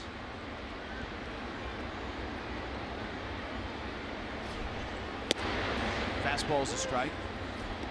If you're thinking about who's the major league team that eats, or fans, ballpark, who eats the most hot dogs, it's pretty easy. If you stop and think about it, it's the ballpark and a franchise that's known for their hot dogs, and that's the Los Angeles Dodgers and the Dodger Dog. More than 2.6 million hot dogs were eaten by Dodger fans last year. Farmer John. Farmer John getting it done. Farmer John, and I'm sure Vin is still doing some of their spots for him. He's definitely eating hot dog today. That's right. The Yankees were a distant second in the hot dog race last year. 1.5 million hot dogs at Yankee Stadium.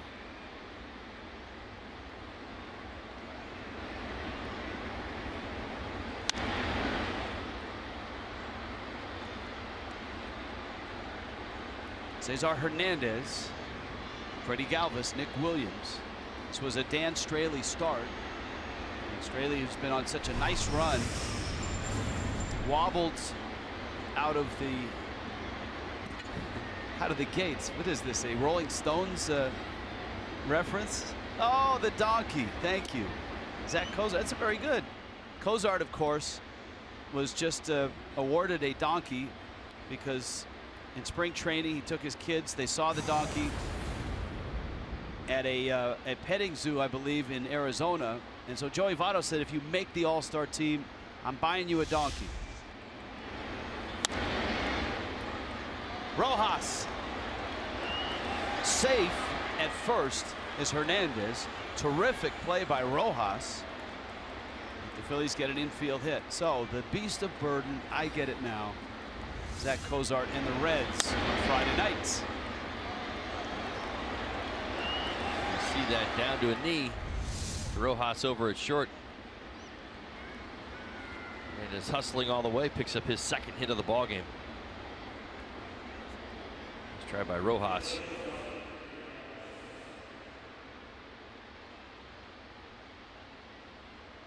Galvis doubled, walked, and struck out.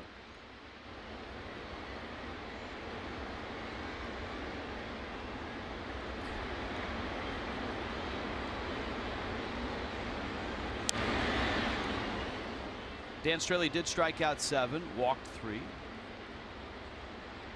All 4 runs earned.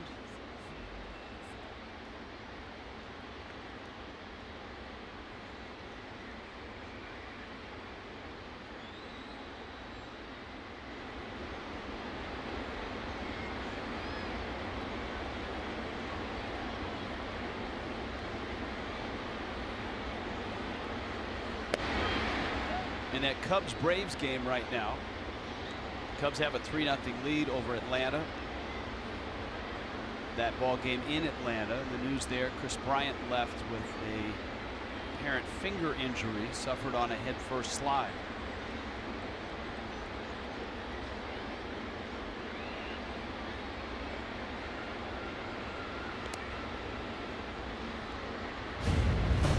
Here's the big story. Here's a look at the slide. He catches Camargo's shoe. Let's hope. Watch the left hand. Yeah, the middle of his hand. Trout had the problem. See how it gets spun back around, almost like it splits his fingers. It's right down the middle right there. Liner left center. Yelich. It falls, knocks it down. Galvis isn't stopping, and he arrives with a double. And the Phillies are right back in business here. Big days for Hernandez and Galvis. 2 hits for each. 2 doubles for Galvis. Another base hit the other way. They've shown throughout this series the willingness to go the other way. 2-seam fastball out over the plate. Galvis head down through. Picking on that left center field gap. Does a nice job getting over. Double all the way.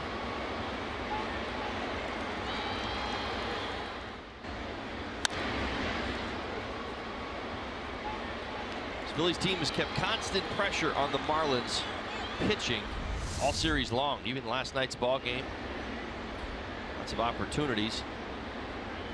Marlins, to their credit, have been able to wiggle out of a lot of jams. Even today, Dan Straley, the feel of this ball game is it could be a lot worse than it is. Williams had the RBI triple, has struck out twice since. He's knocked in 5 runs in this series. Philadelphia Phillies 30 hits in this 24 innings of this series so far. 11 hits today. Fastball in on the hands. The Cubs have announced, just reading it now, that X-rays ruled out the possibility of a fracture, sprained left pinky finger day to day. It's interesting. On that replay that we saw, it is pretty good video of how his hand almost got split right down the middle. I would have guessed it was more in here than down on the pinky.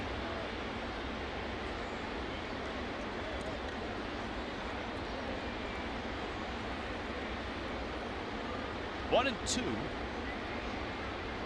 on the Phillies right fielder Nick Williams. 23-year-old out of Galveston, Texas. Marlins have been able to put him away up top a couple times.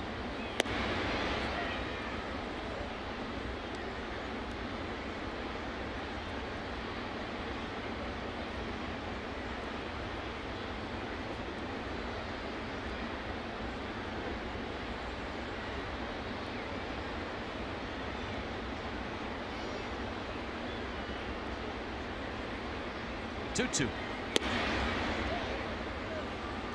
He's not going after that fastball.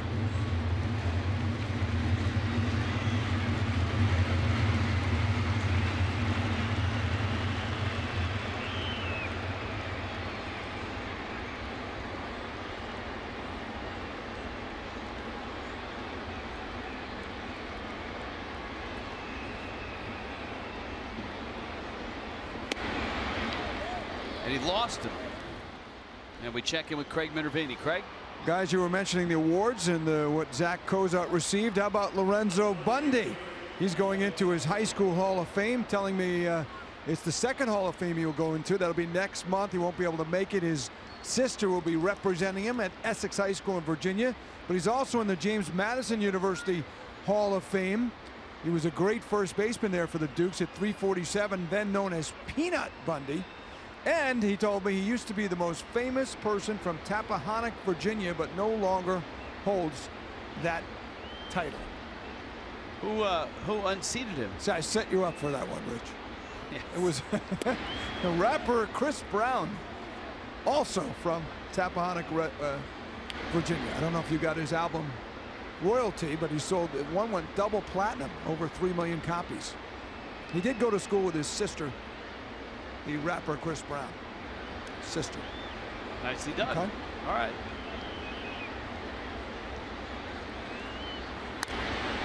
Pop up. Bohr.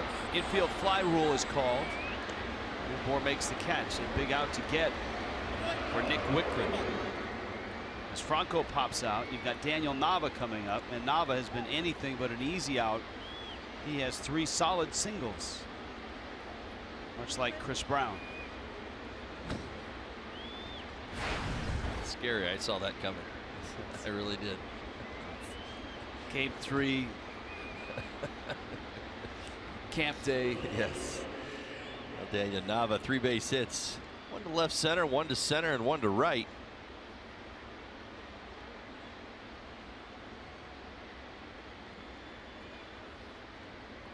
Well, this allows Miami's infield to back up and play for 2 up the middle. Rojas and Gordon. Dietrich's even at third, but off the line. And Bohr's about even at first base.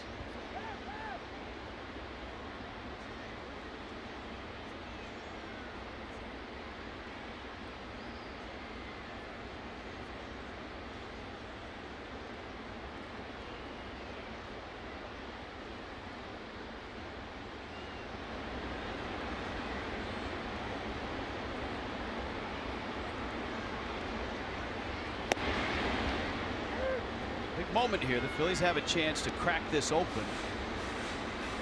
And Miami would like to keep it tight. Fish have seen the back end of the Phillies bullpen. Whitgren catching a break. First pitch inside the zone.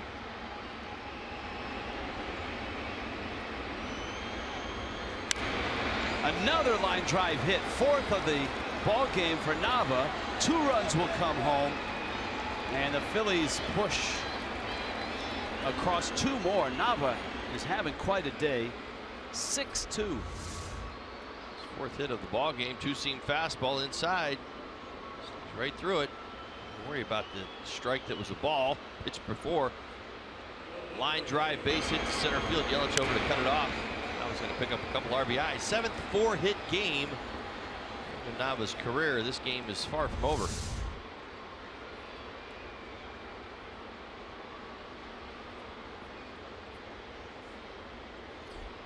Tommy Joseph now first and second, still 1 out.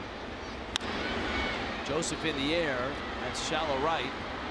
Bohr's out, Stanton's in. Stanton makes a catch.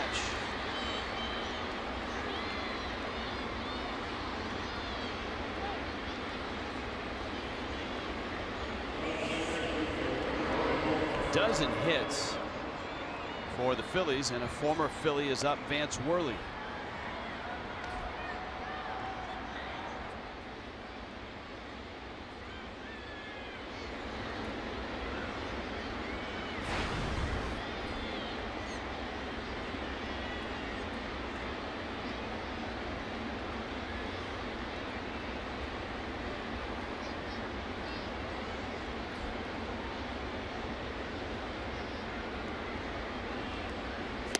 Odubel Herrera, as he usually does, with a little bit of flair. Herrera had that moment last night where he walked on a borderline pitch. He was out, and Herrera kind of followed out there, and then, happy about his walk, he kind of bat flipped the Marlins dugout. But unfortunately, he bat flipped to the wrong side. He sent it over to the Marlins way. Into the bat, it squirts under the glove of Dietrich, and it will cost Miami another run. As Williams streaks home, and Odubel Herrera has a pull cue double. Nothing really going the Marlins' way this afternoon. It's not hit all that well. Dietrich playing him over in the hole. Does get just a little bit of leather on the baseball, but not enough to keep it on the infield. Cost the Marlins another run. See it from Williams. He was getting ready to pull up at third base. And you suspect that with the wheels starting to speed up on Dietrich there, he was thinking possibly get the out at third base.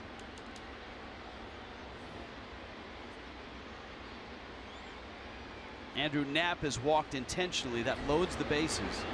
And a 3-run inning here for the Phils.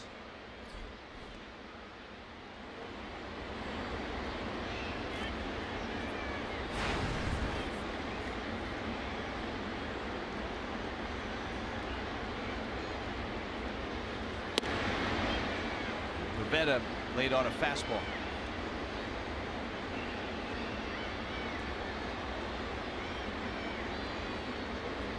So a 7-2 Philly lead.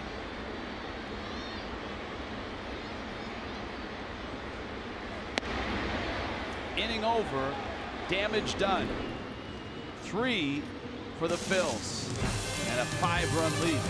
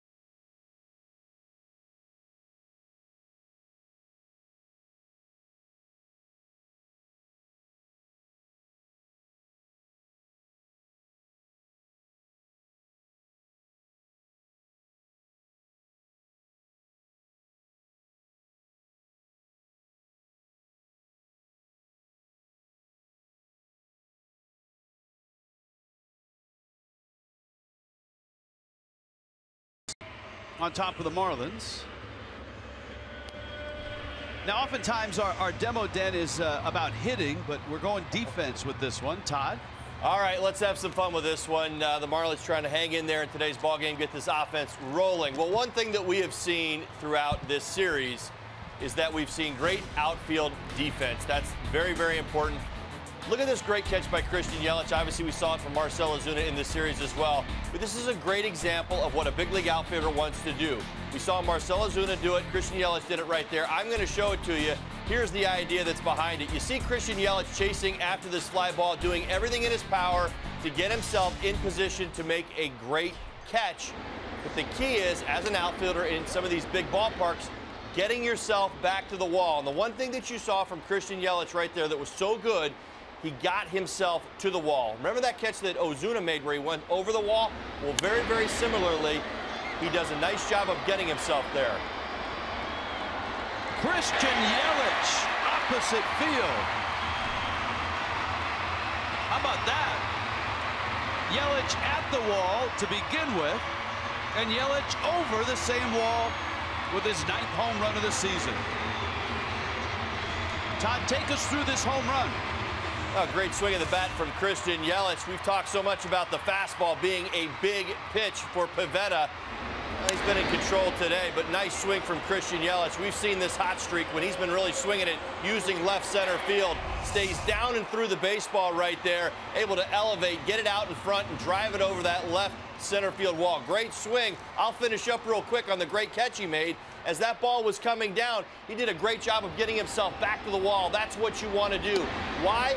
If you can get here a second or two early, we saw Marcell Ozuna do this. He was able to climb up on the wall. For Christian Yelich, he was able to stick his fingers in the fence at the wall and thrust himself up just so he could get up a little bit higher and be able to make that great catch at the wall. We've seen these Marlins outfielders do it an awful lot this year. Some really, really nice catches. Here's another look at it one more time. Watch that top hand. See, he's reaching for the wall, so now he knows where he's at, and then he can pull himself up, actually reach and get it.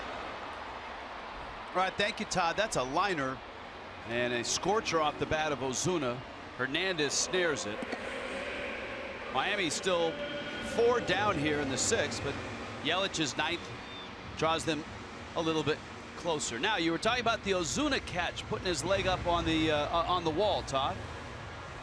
That's exactly right. Marcell Ozuna did very much the same thing on a ball in left field. He did a nice job of getting himself back to the wall. He was able to climb up the wall, and he went up and he made another great catch. That's exactly what you wanted to see Marcell Ozuna do. But again, it's all about the timing of the play. I believe we've got one more clip for you. Is it a Marcell Ozuna throw? Is that right, guys? When we come back, we're going to show it to you. Florida lottery called to the pen. Hobie Milner coming in.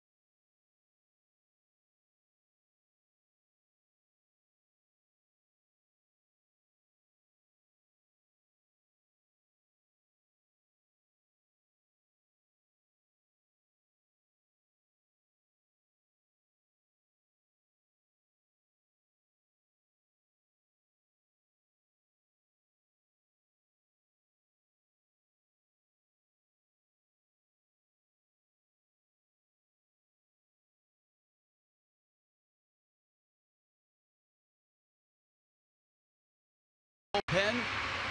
Phillies coming with their lefty, Hobie Milner.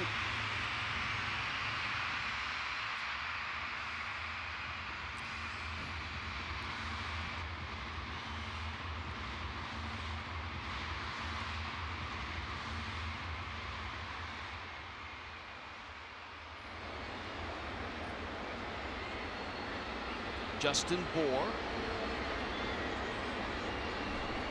Milner, sidearm delivery.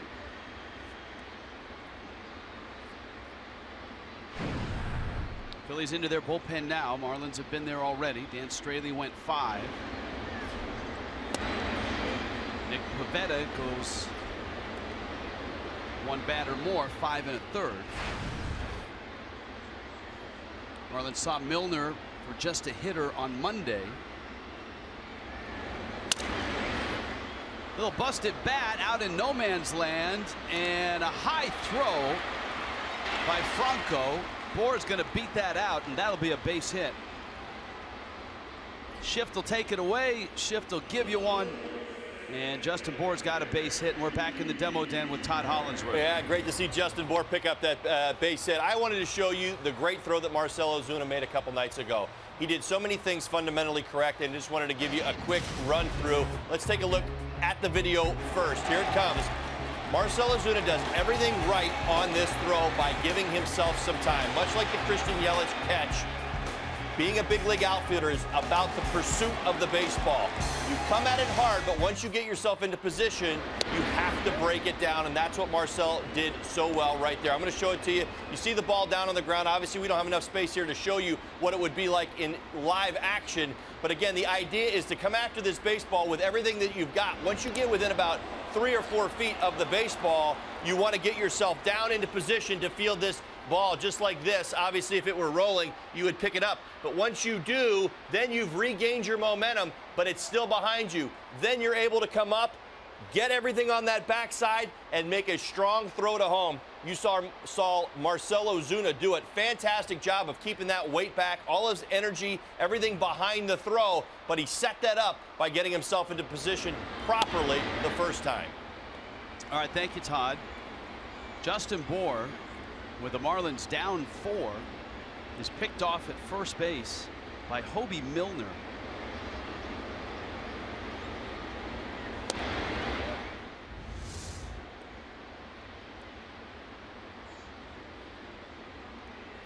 Bour leaning, and Milner picks him off. Dietrich dumps one into left field. That's a hit. And so Milner has come in to face the 2 lefties. He gives up 2 hits, but since he picked off Bohr, he's got 2 outs. And now he'll leave for a right-hander. Pete Cannon calling to the bullpen. And the Phillies make a pitching change. Brought to you by the Florida Lottery.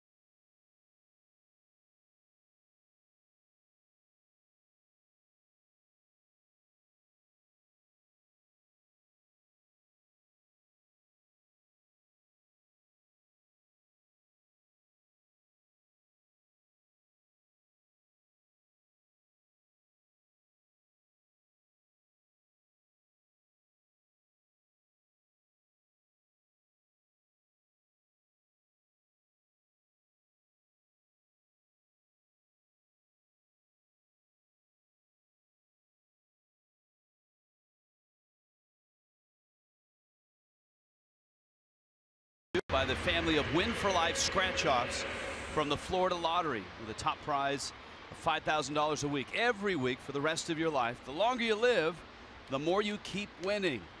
That's Winfinity. Must be 18 or older to play. Play responsibly. AJ Ellis is up. Ricardo Pinto is in. And he misses with his first pitch. Frustrating day so far for Miami. Down 7-3 here. Derek Dietrich's at first. Justin Bohr picked off earlier in the inning after a Christian Yelich solo homer. And Ellis rolls one wide of third. Giancarlo Stanton homered in the first. Yelich homering here in the 6th. But Pinto and the rest of the Phillies bullpen trying to protect this lead and give Philadelphia a rare series win.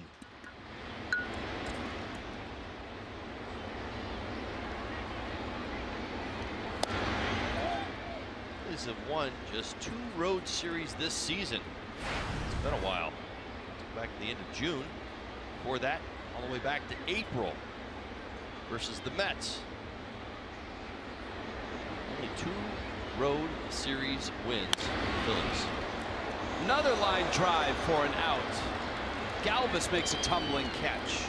And Miami has to settle for the Yelich homer. 7-3 Phillies.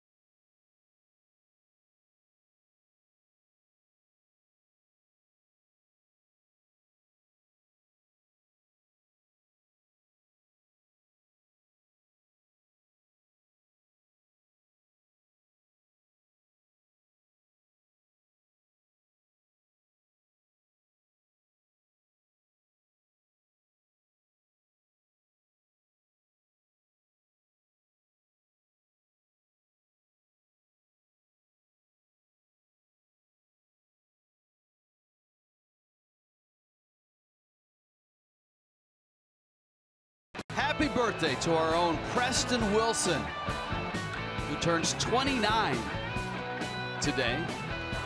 Again, Preston Wilson, a terrific Marlin. Little birthday birthday cake pie. Brian Dempster making an appearance on the show. Happy birthday, Preston. 4 years, a 4-year run for Preston. He averaged 28 homers, 20 stolen bases, and an .828 OPS from 99 to 2003. JT Riddle is now at shortstop. Miguel Rojas slides to second base, and Vance Worley's going to come in the ball game. He'll take the place of Derek Dietrich in the batting order.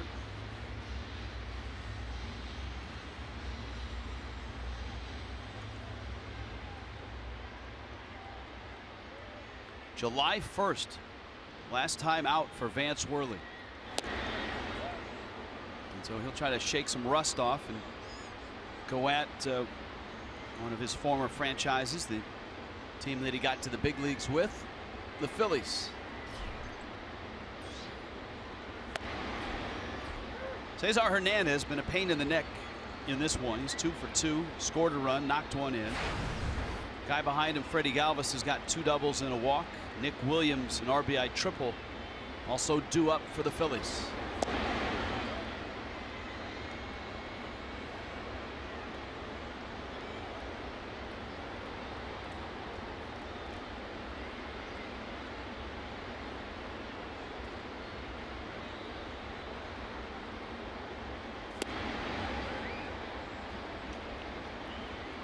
Cut fastball by Vance Worley. 89 miles an hour, evens the count. 2-2.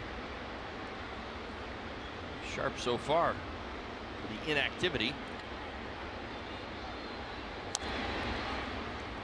That one fouled at the plate. I told you there are a slew of afternoon games, 7 of them. 4 are underway.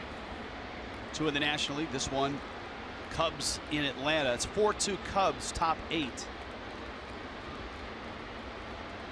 Yankees are getting knocked around in Minnesota. 6-0 Twins. That's early though. Bottom 3. Seattle, who's played a little better lately, and Houston, who obviously just lost to Correa, are playing in Houston. That game is scoreless, bottom of the 1st. Padres at Rockies in about 30 minutes. Cleveland at the Giants,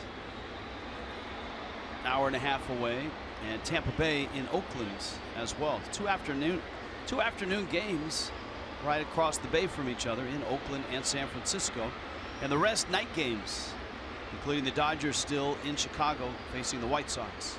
Cardinals at Mets. Strike 3 called. Hernandez knew it. Worley has an out here in the 7th. Pudge is headed to Cooperstown. You can follow with him. A once-in-a-lifetime opportunity. There are options to travel and see the ceremonies and hang out at the Hall of Fame. For more information, go to marlins.com/HOF.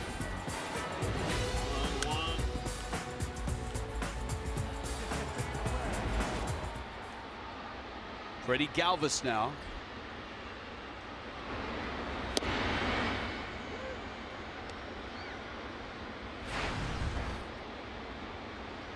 Couple doubles for Galvis, and he walked and scored in the 1st.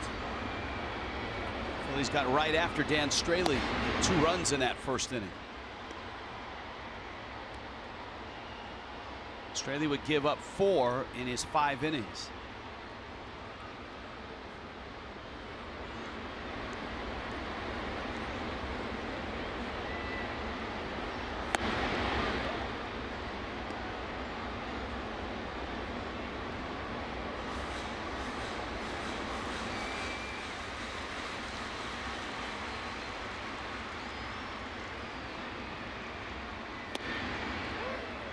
Inside corner, Worley's been able to get both Hernandez and Galvis on that same pitch. Well, that That has not happened yet today consecutively. Vance Worley's pulled off what no other Marlin could. Top two guys in this Phillies lineup out. Four-seam fastball there at the top of the zone, mixing a good cutter as well to go along with it.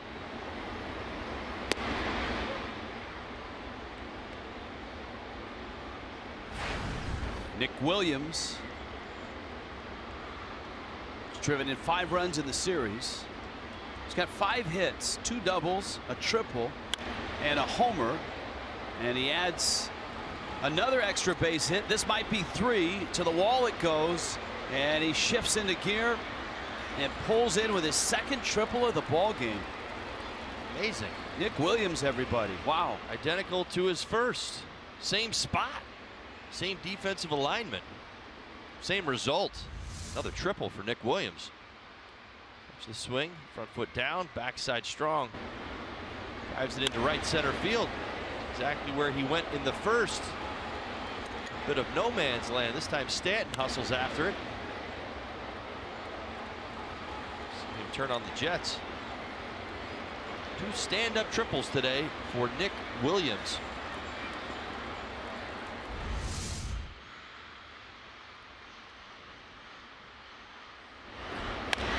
Franco clobbers one, and Rojas is there to snare it. Phillies leave that runner at 3rd. Marlins 3 innings left and down 4.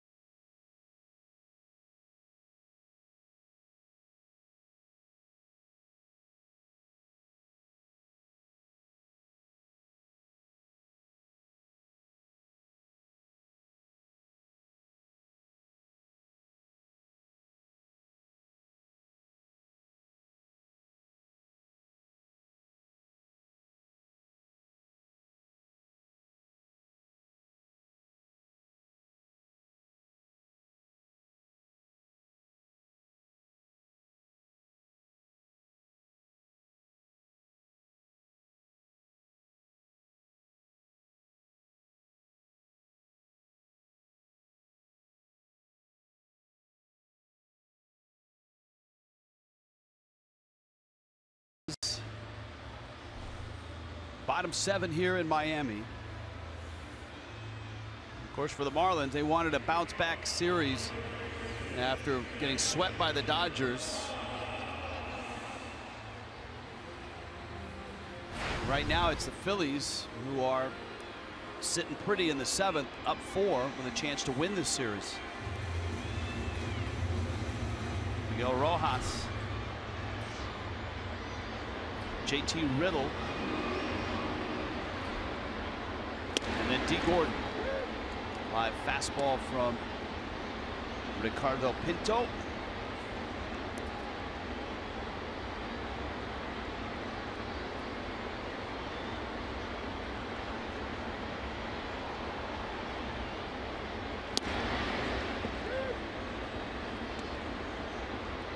Rojas angry that he let that one go.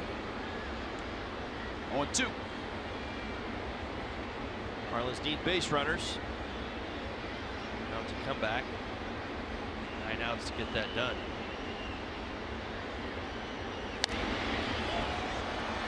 High pop-up. Joseph is there and he makes the catch, and we check in with Craig Minervini. Craig? Well, there's some great camps here, including Camp Kadima from Davie. This is Dale. How many people are here? We have 500 campers with us today, and it's crazy, but we like being here. And you're very coordinated for a big group. So what do you guys do here? All right, we do a chant. So you guys want to watch? Here we go. We'll watch. Here we go. Here we go. 1, 2, 3, go!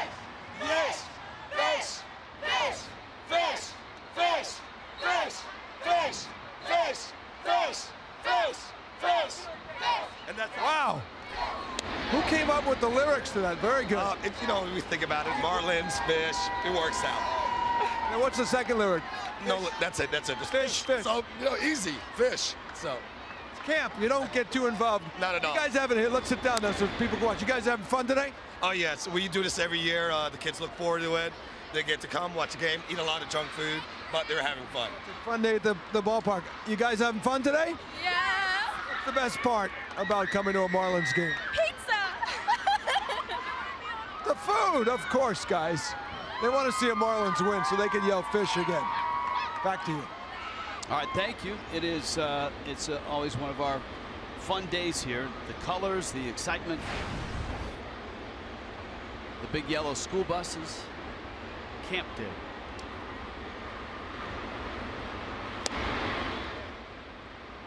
JT Riddle getting his first at bat of the afternoon. 3 for 19 on the homestand. See that batting average slip back down to around 250. For 3 last night, did score a run.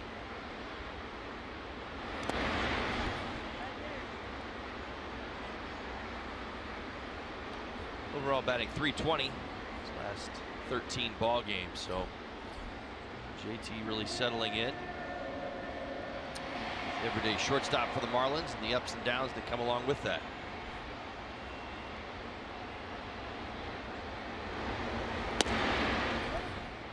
Pitch is out. Did you see where Bartolo Colon is considering retirement? He said his next start would help him determine that.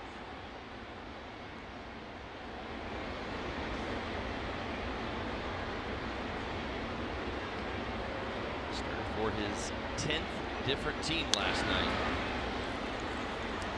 It's a foul ball. His next start is Monday against the Dodgers. Is he sure he wants to determine his career on that start? Well, he promised his mom that he would pitch until he was 45. And his mother passed away back in 2014. Colon is 44. Gave up 8 hits, 4 runs in 4 innings against the Yankees.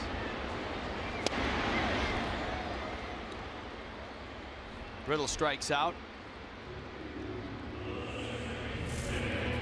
Coors Timeless Moments. Rapid Robert, they called him. 17-year-old Bob Feller. In his major league debut, went 1 relief inning against the Senators. Remember when they tried to track how fast he threw? They got a motorcycle going at 100 miles an hour. And they figured if he was able to outthrow the motorcycle, then he would be clocked at 100. StatCast in its earliest stages. Right there, my friend. 7-3 Phillies.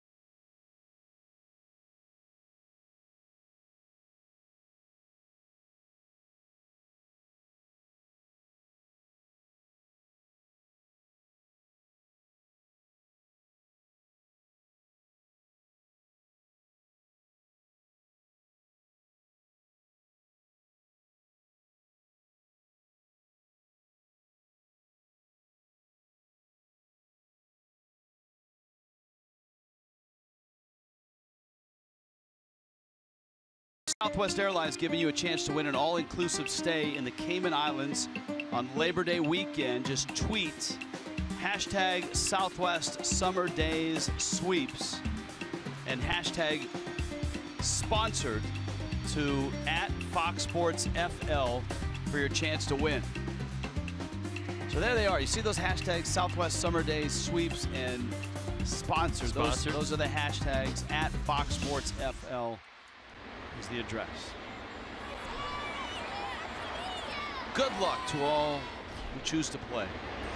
Good to see all the happy smiles and all the kids having a great time here at Marlins Park this afternoon. Now, were you gonna say happy campers? I was, but I tried to steer myself out of that direction. Yeah, I sensed that. Yes. Caught myself a couple times.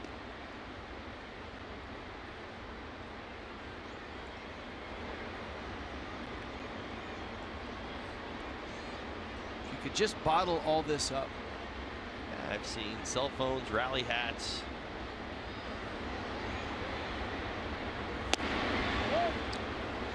Worley thought he caught the corner facing Daniel Nava.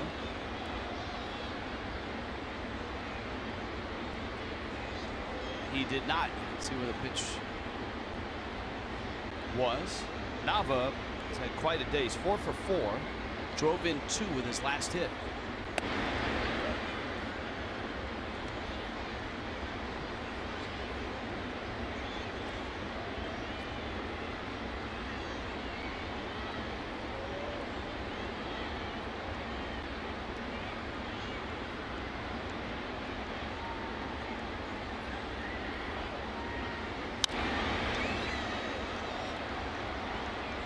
Ozuna is over and there and makes the catch.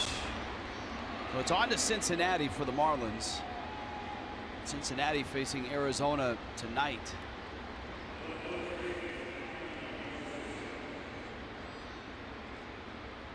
Last night Arizona pounded the Reds 11-2.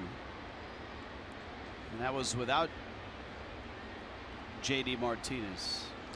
Diamondbacks 9 players, 9 different players with an extra base hit in that ball game, franchise record.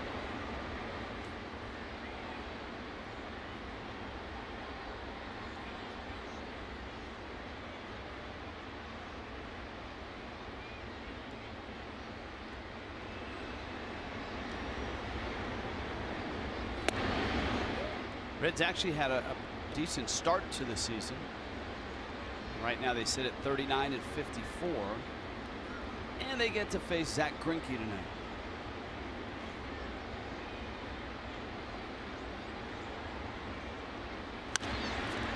Tommy Joseph, JT on one knee, and Joseph beats it.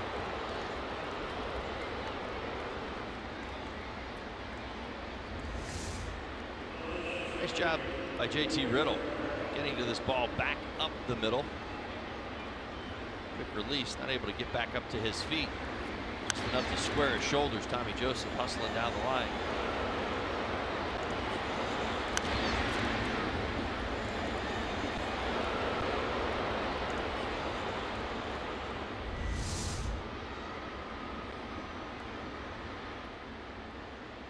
It brings up Odubel Herrera.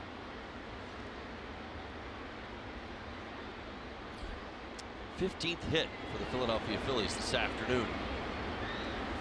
Herrera takes in. By the way, Milwaukee's lead in the Central at start of play today is down to 2.5 games. Cubs have won 5 straight, and they're leading 7-2 in Atlanta. Milwaukee is in Pittsburgh. Now the Cubs are now 3 over. Milwaukee's 8 over. St. Louis is 4.5 back, and the Pirates, don't sleep on the Pirates. Pirates are 2 under and 5 games back in the Central, and they're at 46 and 48. They just got Starling Marte back. He went 1 for 3 last night and a run scored.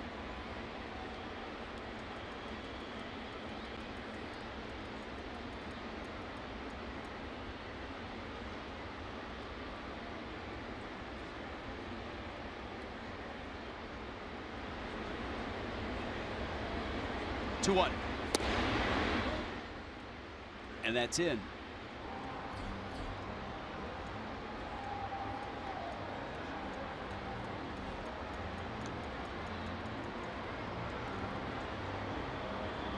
Mike Montgomery, the pitcher for the Cubs, homered in that game. Tommy La Stella, Javi Baez, also homering. Gordon, Riddle starts the double play. Worley gets a double play, finishes the 8th. Bottom 8 in Miami. Fish down 4.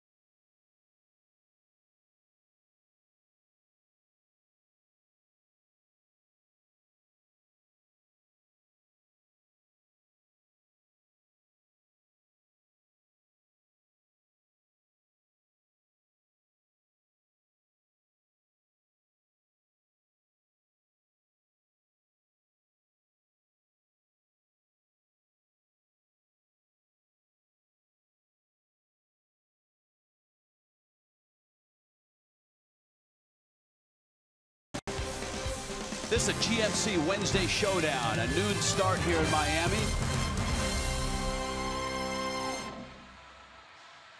Now that's good work. That's very cool. And right back out to sea. It's amazing how quickly they turn these cruise boats around. Right. In harbor, everybody off, everybody on, right back to sea.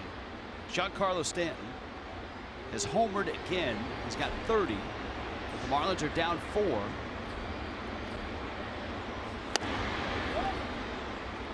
Luis Garcia in for the Phillies. Nick Pivetta, the rookie right-hander, started this ball game 5 1/3. He's in line for the W. Milner, Pinto, and now Garcia out of the Phil's bullpen. Garcia on quite a roll, 15 1/3 scoreless inning streak going currently. There's only batting .132 against him.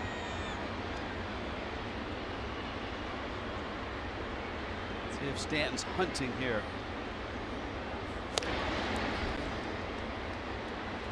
.97 with the fastball. The homer for Stanton, 436 feet.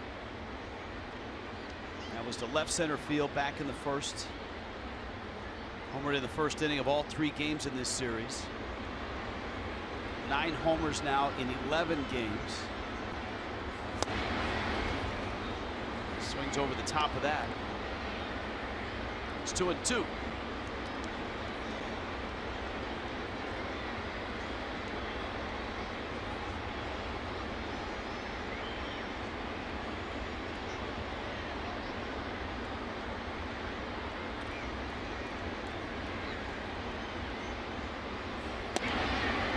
Slider in.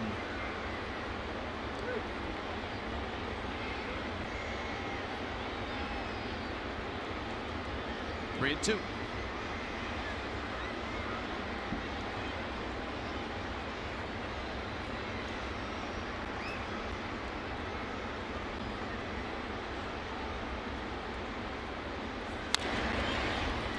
Chopper third base line. It's a fair ball. And Stanton is just out. Franco makes a nice play.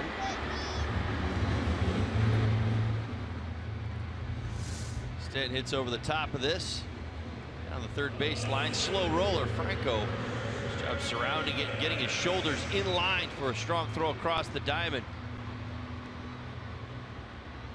That's why he can't come straight at that one. Starts to angle towards first base to buy himself a step. That step got him the out.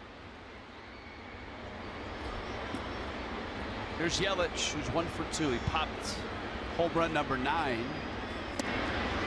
to left center.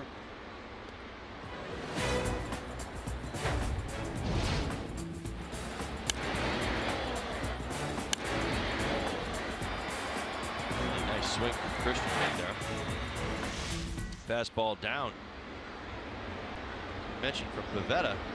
Heidi's had been doing all the damage. It's only the second home run he's given up to a left-handed hitter this season.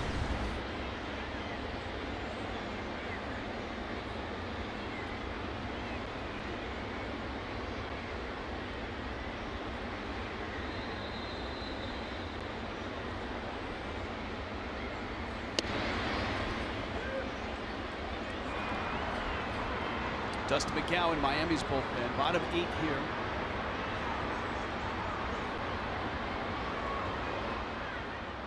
Marlins have not had the lead in this game. Phillies got 2 in the first.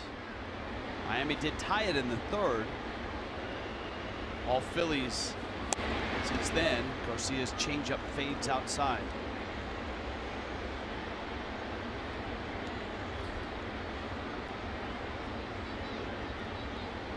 Of course, for the Phillies, it's been a long season. They arrived here with the worst record in all of baseball.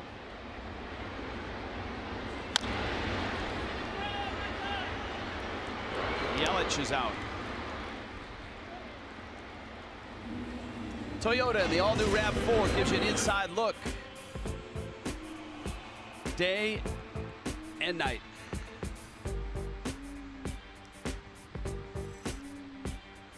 Well, not today so far. Day ERA is better. That's about it, right? Obviously the record better in the day. Runs per game. Certainly hope that would have played in or factored into the day. 7-3 here in the 8th, running out of time for the Marlins.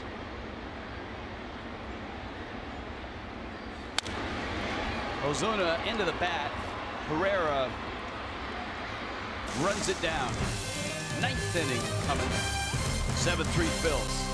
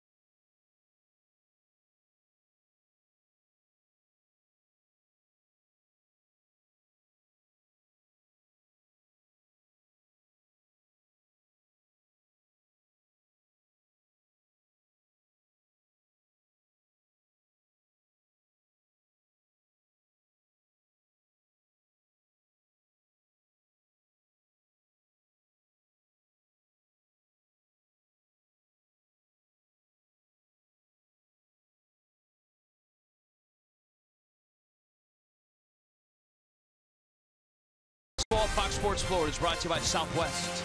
Transparency, low fares, nothing to hide. By Jeep. And by your South Florida Honda dealer. Well, comes down to the ninth, and the Phillies have simply outplayed the Marlins in these last 2 ball games, last night and today. Vance Worley trying to keep it at 4. He's got Andrew Knapp, the pitcher's spot, and then leadoff man Cesar Hernandez. Worley has worked 2 scoreless innings, and he misses out.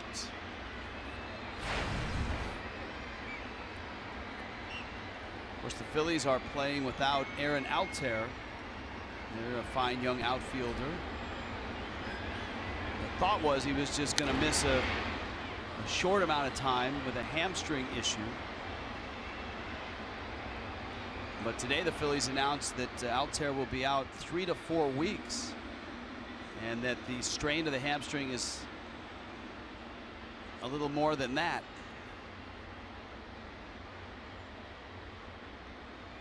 A little more serious. MRI showed mild to medium strain of the hamstring. That off of maybe Worley's hamstring. It ends up as a base hit for Knapp. Not sure what that hit.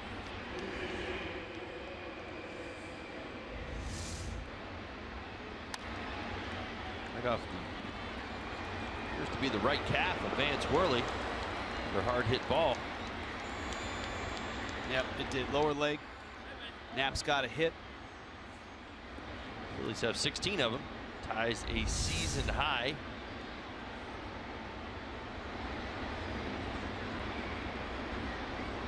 '21st against the St. Louis Cardinals, they did this as well. Well, Philadelphia Phillies, they get a little bit more offense. That's the one thing that you look at this series, you look back and say, the Marlins have done a little bit better. And in my mind, you looked at the offensive comparison, the Marlins so much more firepower up and down the lineup.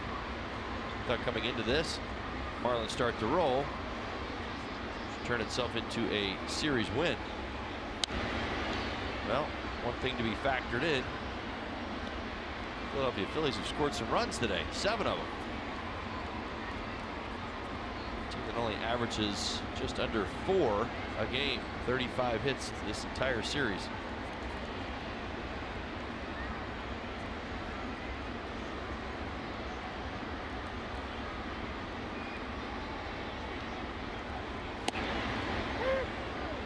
Andres Blanco takes called strike 3. That, for left-handed hitters today, has been a tough pitch for them to pick up, because Worley struck out Hernandez and Galvis, switch hitters, on this very same pitch. Yeah, it's a 2-seam fastball. Some little late running action back to the inside corner, but he's been able to pick up 3 strikeouts on the inside part of the plate to the lefties right here. They're showing them a cutter earlier. Good pitch by Vance Worley. Solid work now into his 3rd inning. Runner on the move, hit and run, perfectly executed by Hernandez. And the Phillies, give them credit, have runners at the corners. They brought Riddle to the bag, and Hernandez punched it through the hole. One thing they like about Hernandez, he can do a lot of things with the bat. Hit and run is one of them. It's a pitch away. That's an easy hit and run for somebody who is looking to merely put the ball in play on the ground.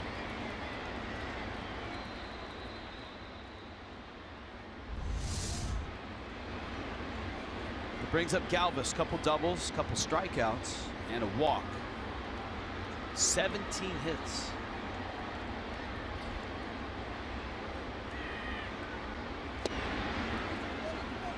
Remember, the Marlins had that long drought of winning a series on the road.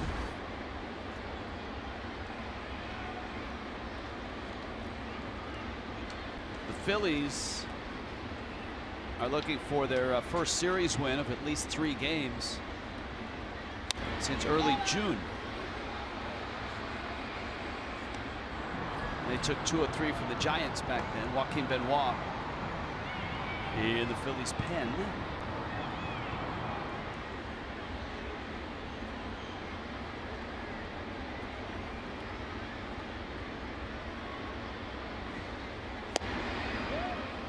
Galvis takes out 1 and 2.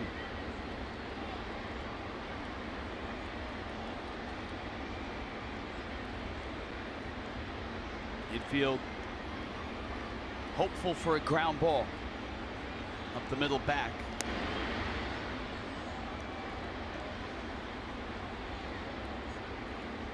One thing about camp day, when the bus is getting ready to go, nobody lingers. Some of the campers have started to trek back to the buses. This is going to be a tough play, and everybody is safe. Galvis gets a hit.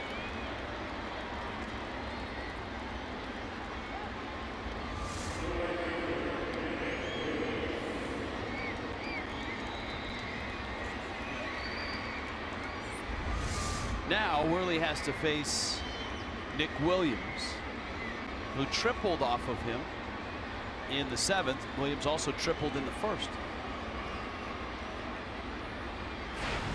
Piling up the extra base hits this series. 5 of them. I wonder, and I don't have it in front of me, but we do have John Chimchuk here, who is cutting school today. And I'm sure right now he's researching Philadelphia Phillies triple history. Yes. And whether he unearths a Von Hayes. Good call. One of my favorites growing up. Or Doug Glanville. To left.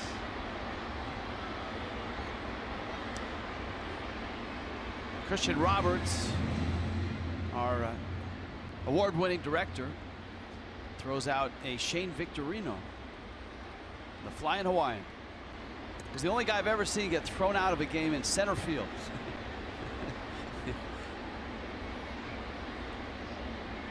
What a good guy. He was angry about a at bat the previous half inning, and he was out in center field, and there was a call that didn't go the Phillies' way with a Marlin hitter, and Victorino just exploded in center field, waving his arms, jumping up and down, and the home plate umpire tossed him.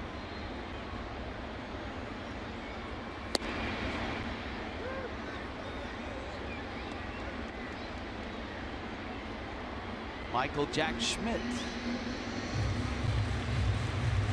It's been a while since we've seen 3 triples in a game at the big league level.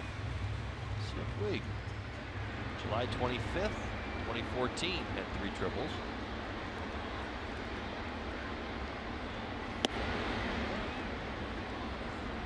Infield looking for a ground ball with Riddle and Gordon up the middle.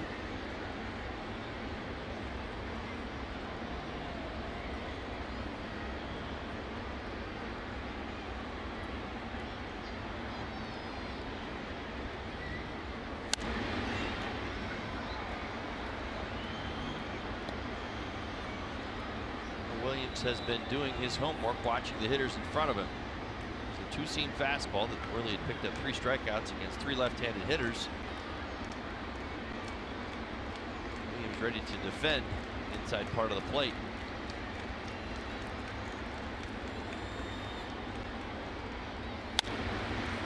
End of the bat. Ozuna coming in. Slides, has it, runner tags. Ozuna's throw to the plate, and safe at the plate. Almost a terrific play by Marcell Ozuna. Number 1 to make the sliding catch. Number 2 to pop up and make a pretty good throw.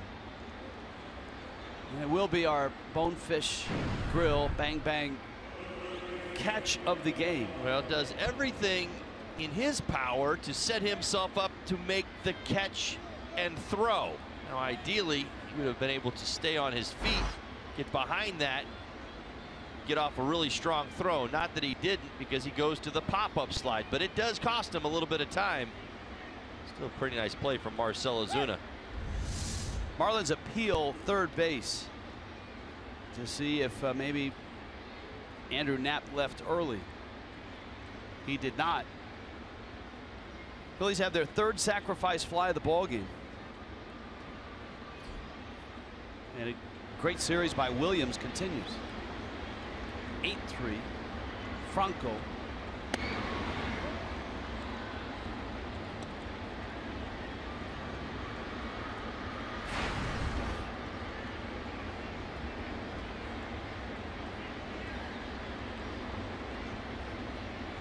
his home run, a big one last night, providing some separation. And that one shoots into the gap, right center field. Yelich cuts it off. 2 runs racing home. Hernandez and Galvis score, and the Phillies are romping right now in Miami. It feels like throughout this series, Marlins have been burned by the shifts. Phillies doing a good job of picking their gaps, particularly this right center field gap. Bronco once again is back through the middle with runners in scoring position. Christian Yelich swung over to the pull side. Some space out there. This inning, Vance Worley pitches up. Left him a bit vulnerable, and Phillies hitters have been on it. 10-3 here. Top of the ninth.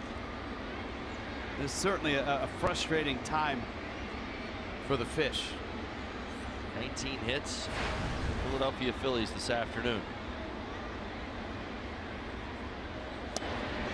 And it feels like, even though the Marlins have won a game in this series, that they played better baseball in the Dodgers series. I would agree. A couple of near misses in that Dodgers series. That's a series they were swept in. All the way back to Friday night's ball game. They were in it until the very end, as well as Sunday. Just win the first game of this Phillies series, but the last 2 ball games, this Phillies offense has been rolling. Played a lot more 1-run ball games than the 61 losses would lead you to believe.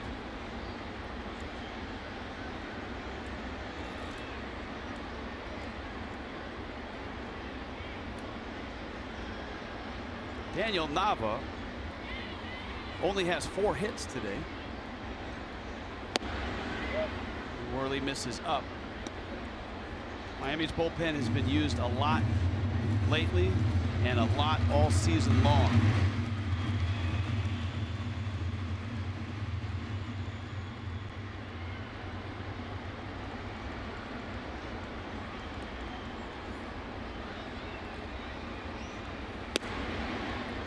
Nava takes the walk.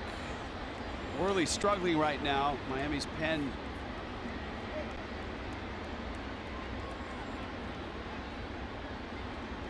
not active right now.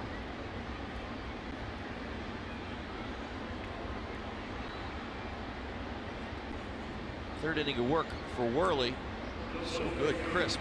It's action down in the zone. 92, 93 miles an hour. Good cutter, good 2-seam fastball, slow breaking ball. Here in his third inning of work, a lot more action at the top of the zone.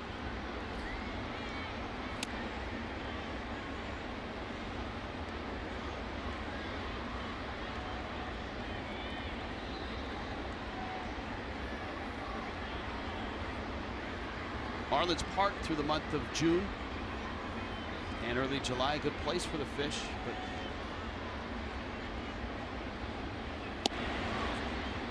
strike there. Not this homestand. They are staring at a 1-5 here.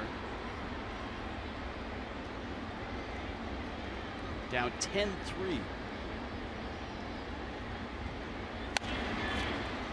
Diving stop. Rojas just couldn't get to the bag. You love the effort. Terrific play. Rojas reminding everybody how great he is defensively with a couple plays like this today. 2 steps and a dive to the backhand. Up, tries to beat. Go over to the bag, unable to do so. 2 outs. He actually was coming around third to make a turn, but still able to get there.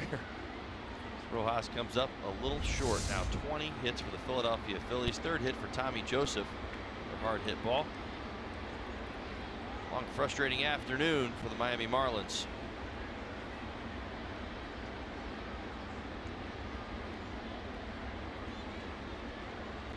Odubel Herrera now.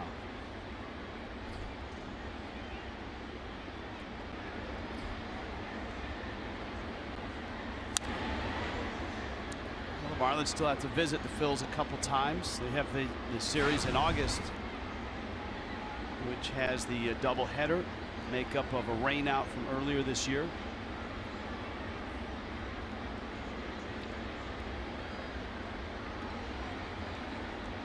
And I think for any team that's in the position that Miami is in, 8 under here. There's another line drive center field. Yelich dives and has it. Beautiful catch. Christian Yelich ends the 9th. 3 more runs for the Phils.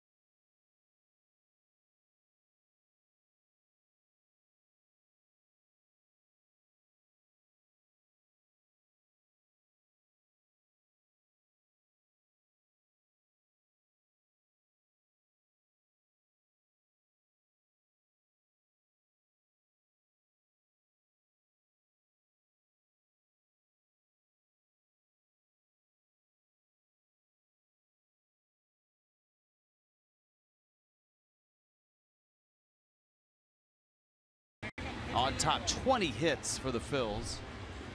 And they've left 15 guys on base. Yeah, we're going to just leave that alone for now. This is Joaquin Benoit.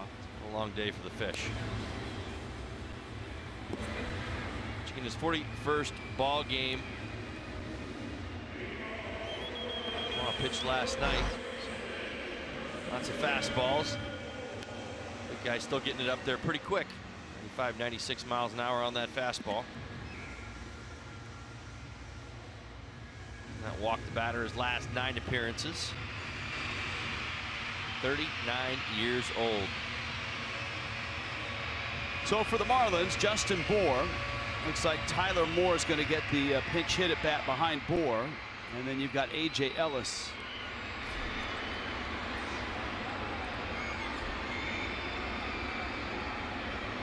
Benoit,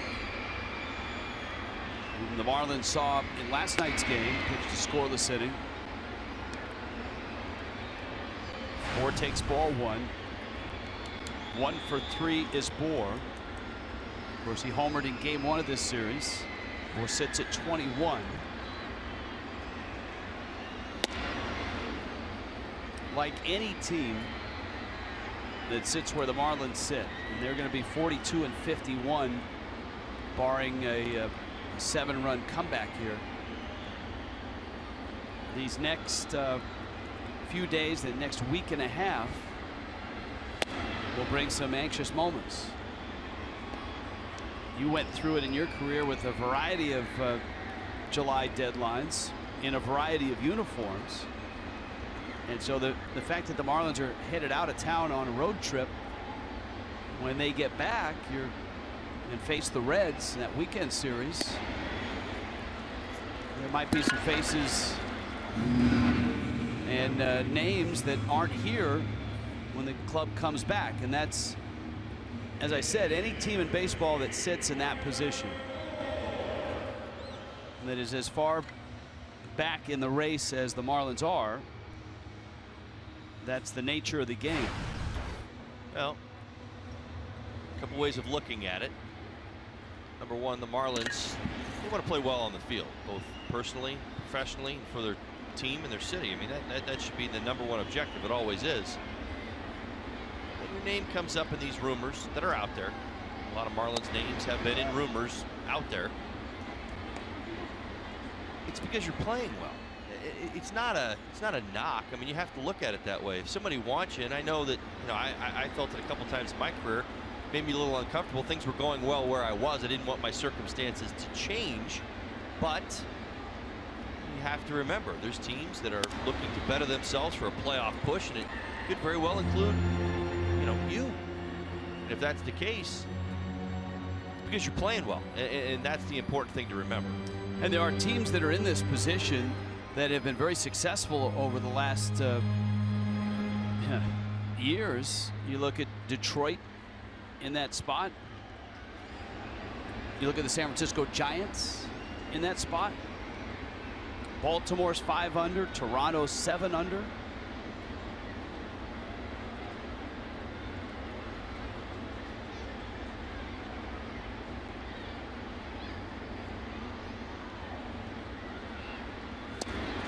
It'll be interesting. Usually when the market opens, and I thought maybe a couple of these trades that we've seen here lately, which is, I don't want to necessarily call it early, teams being active. Diamondbacks acquiring J.D. Martinez. White Sox making a trade today. The Yankees being aggressive. That it forces the competition, and in both of those instances, the competition around them. American League East, National League West. Talk about how hot the Dodgers have been. Rockies are right there with the Diamondbacks, trying to keep up. So does that force the Rockies to do something? Does that lead the Dodgers to do something? It's definitely a buyer's market. A lot of names that are out there, and certainly a lot of talent that could be had, but are they willing to pay the price?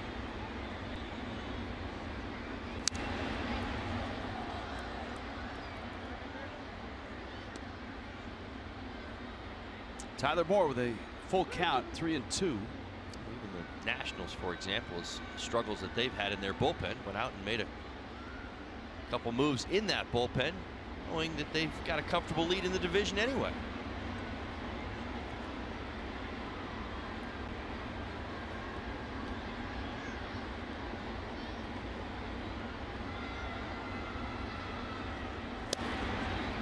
Had a strike 3 call. Moore was headed to first.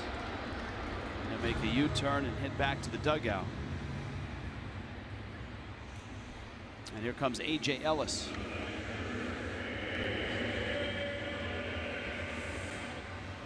Box tracks. That's a strike. Just inside. Last line on the outside corner.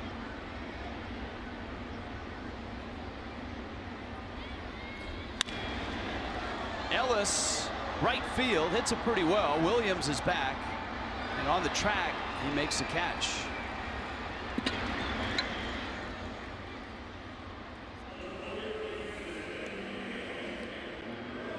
And here comes Rojas.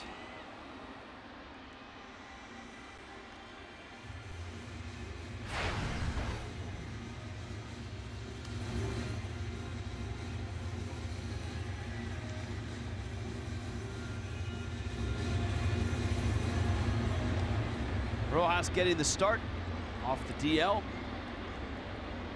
1 for 3 so far. Started at short. Now he's at third.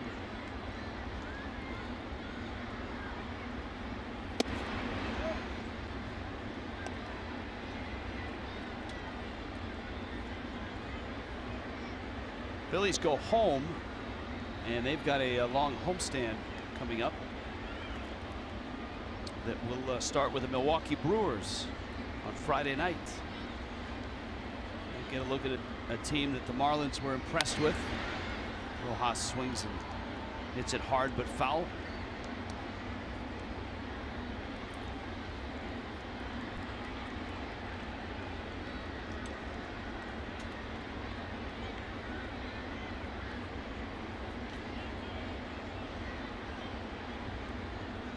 Remember when he injured his thumb, that brought Martin Prado into the ball game up in New York, and then Prado 2 or 3 innings later re-injured the hamstring.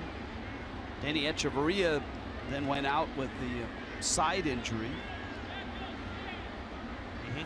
Marlins essentially losing 3 players, 3 infielders, 2 starters, and their super utility guy. Riddle came up, and remember, he took the ball off the finger and taking ground balls at batting practice that next day. Gordon had to play short.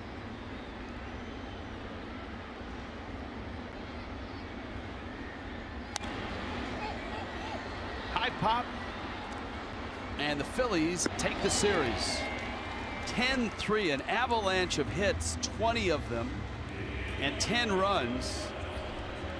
And the Phillies showing some fights. For Don Mattingly and the Fish, a frustrating 10-3 loss. Marlins Live postgame is coming up.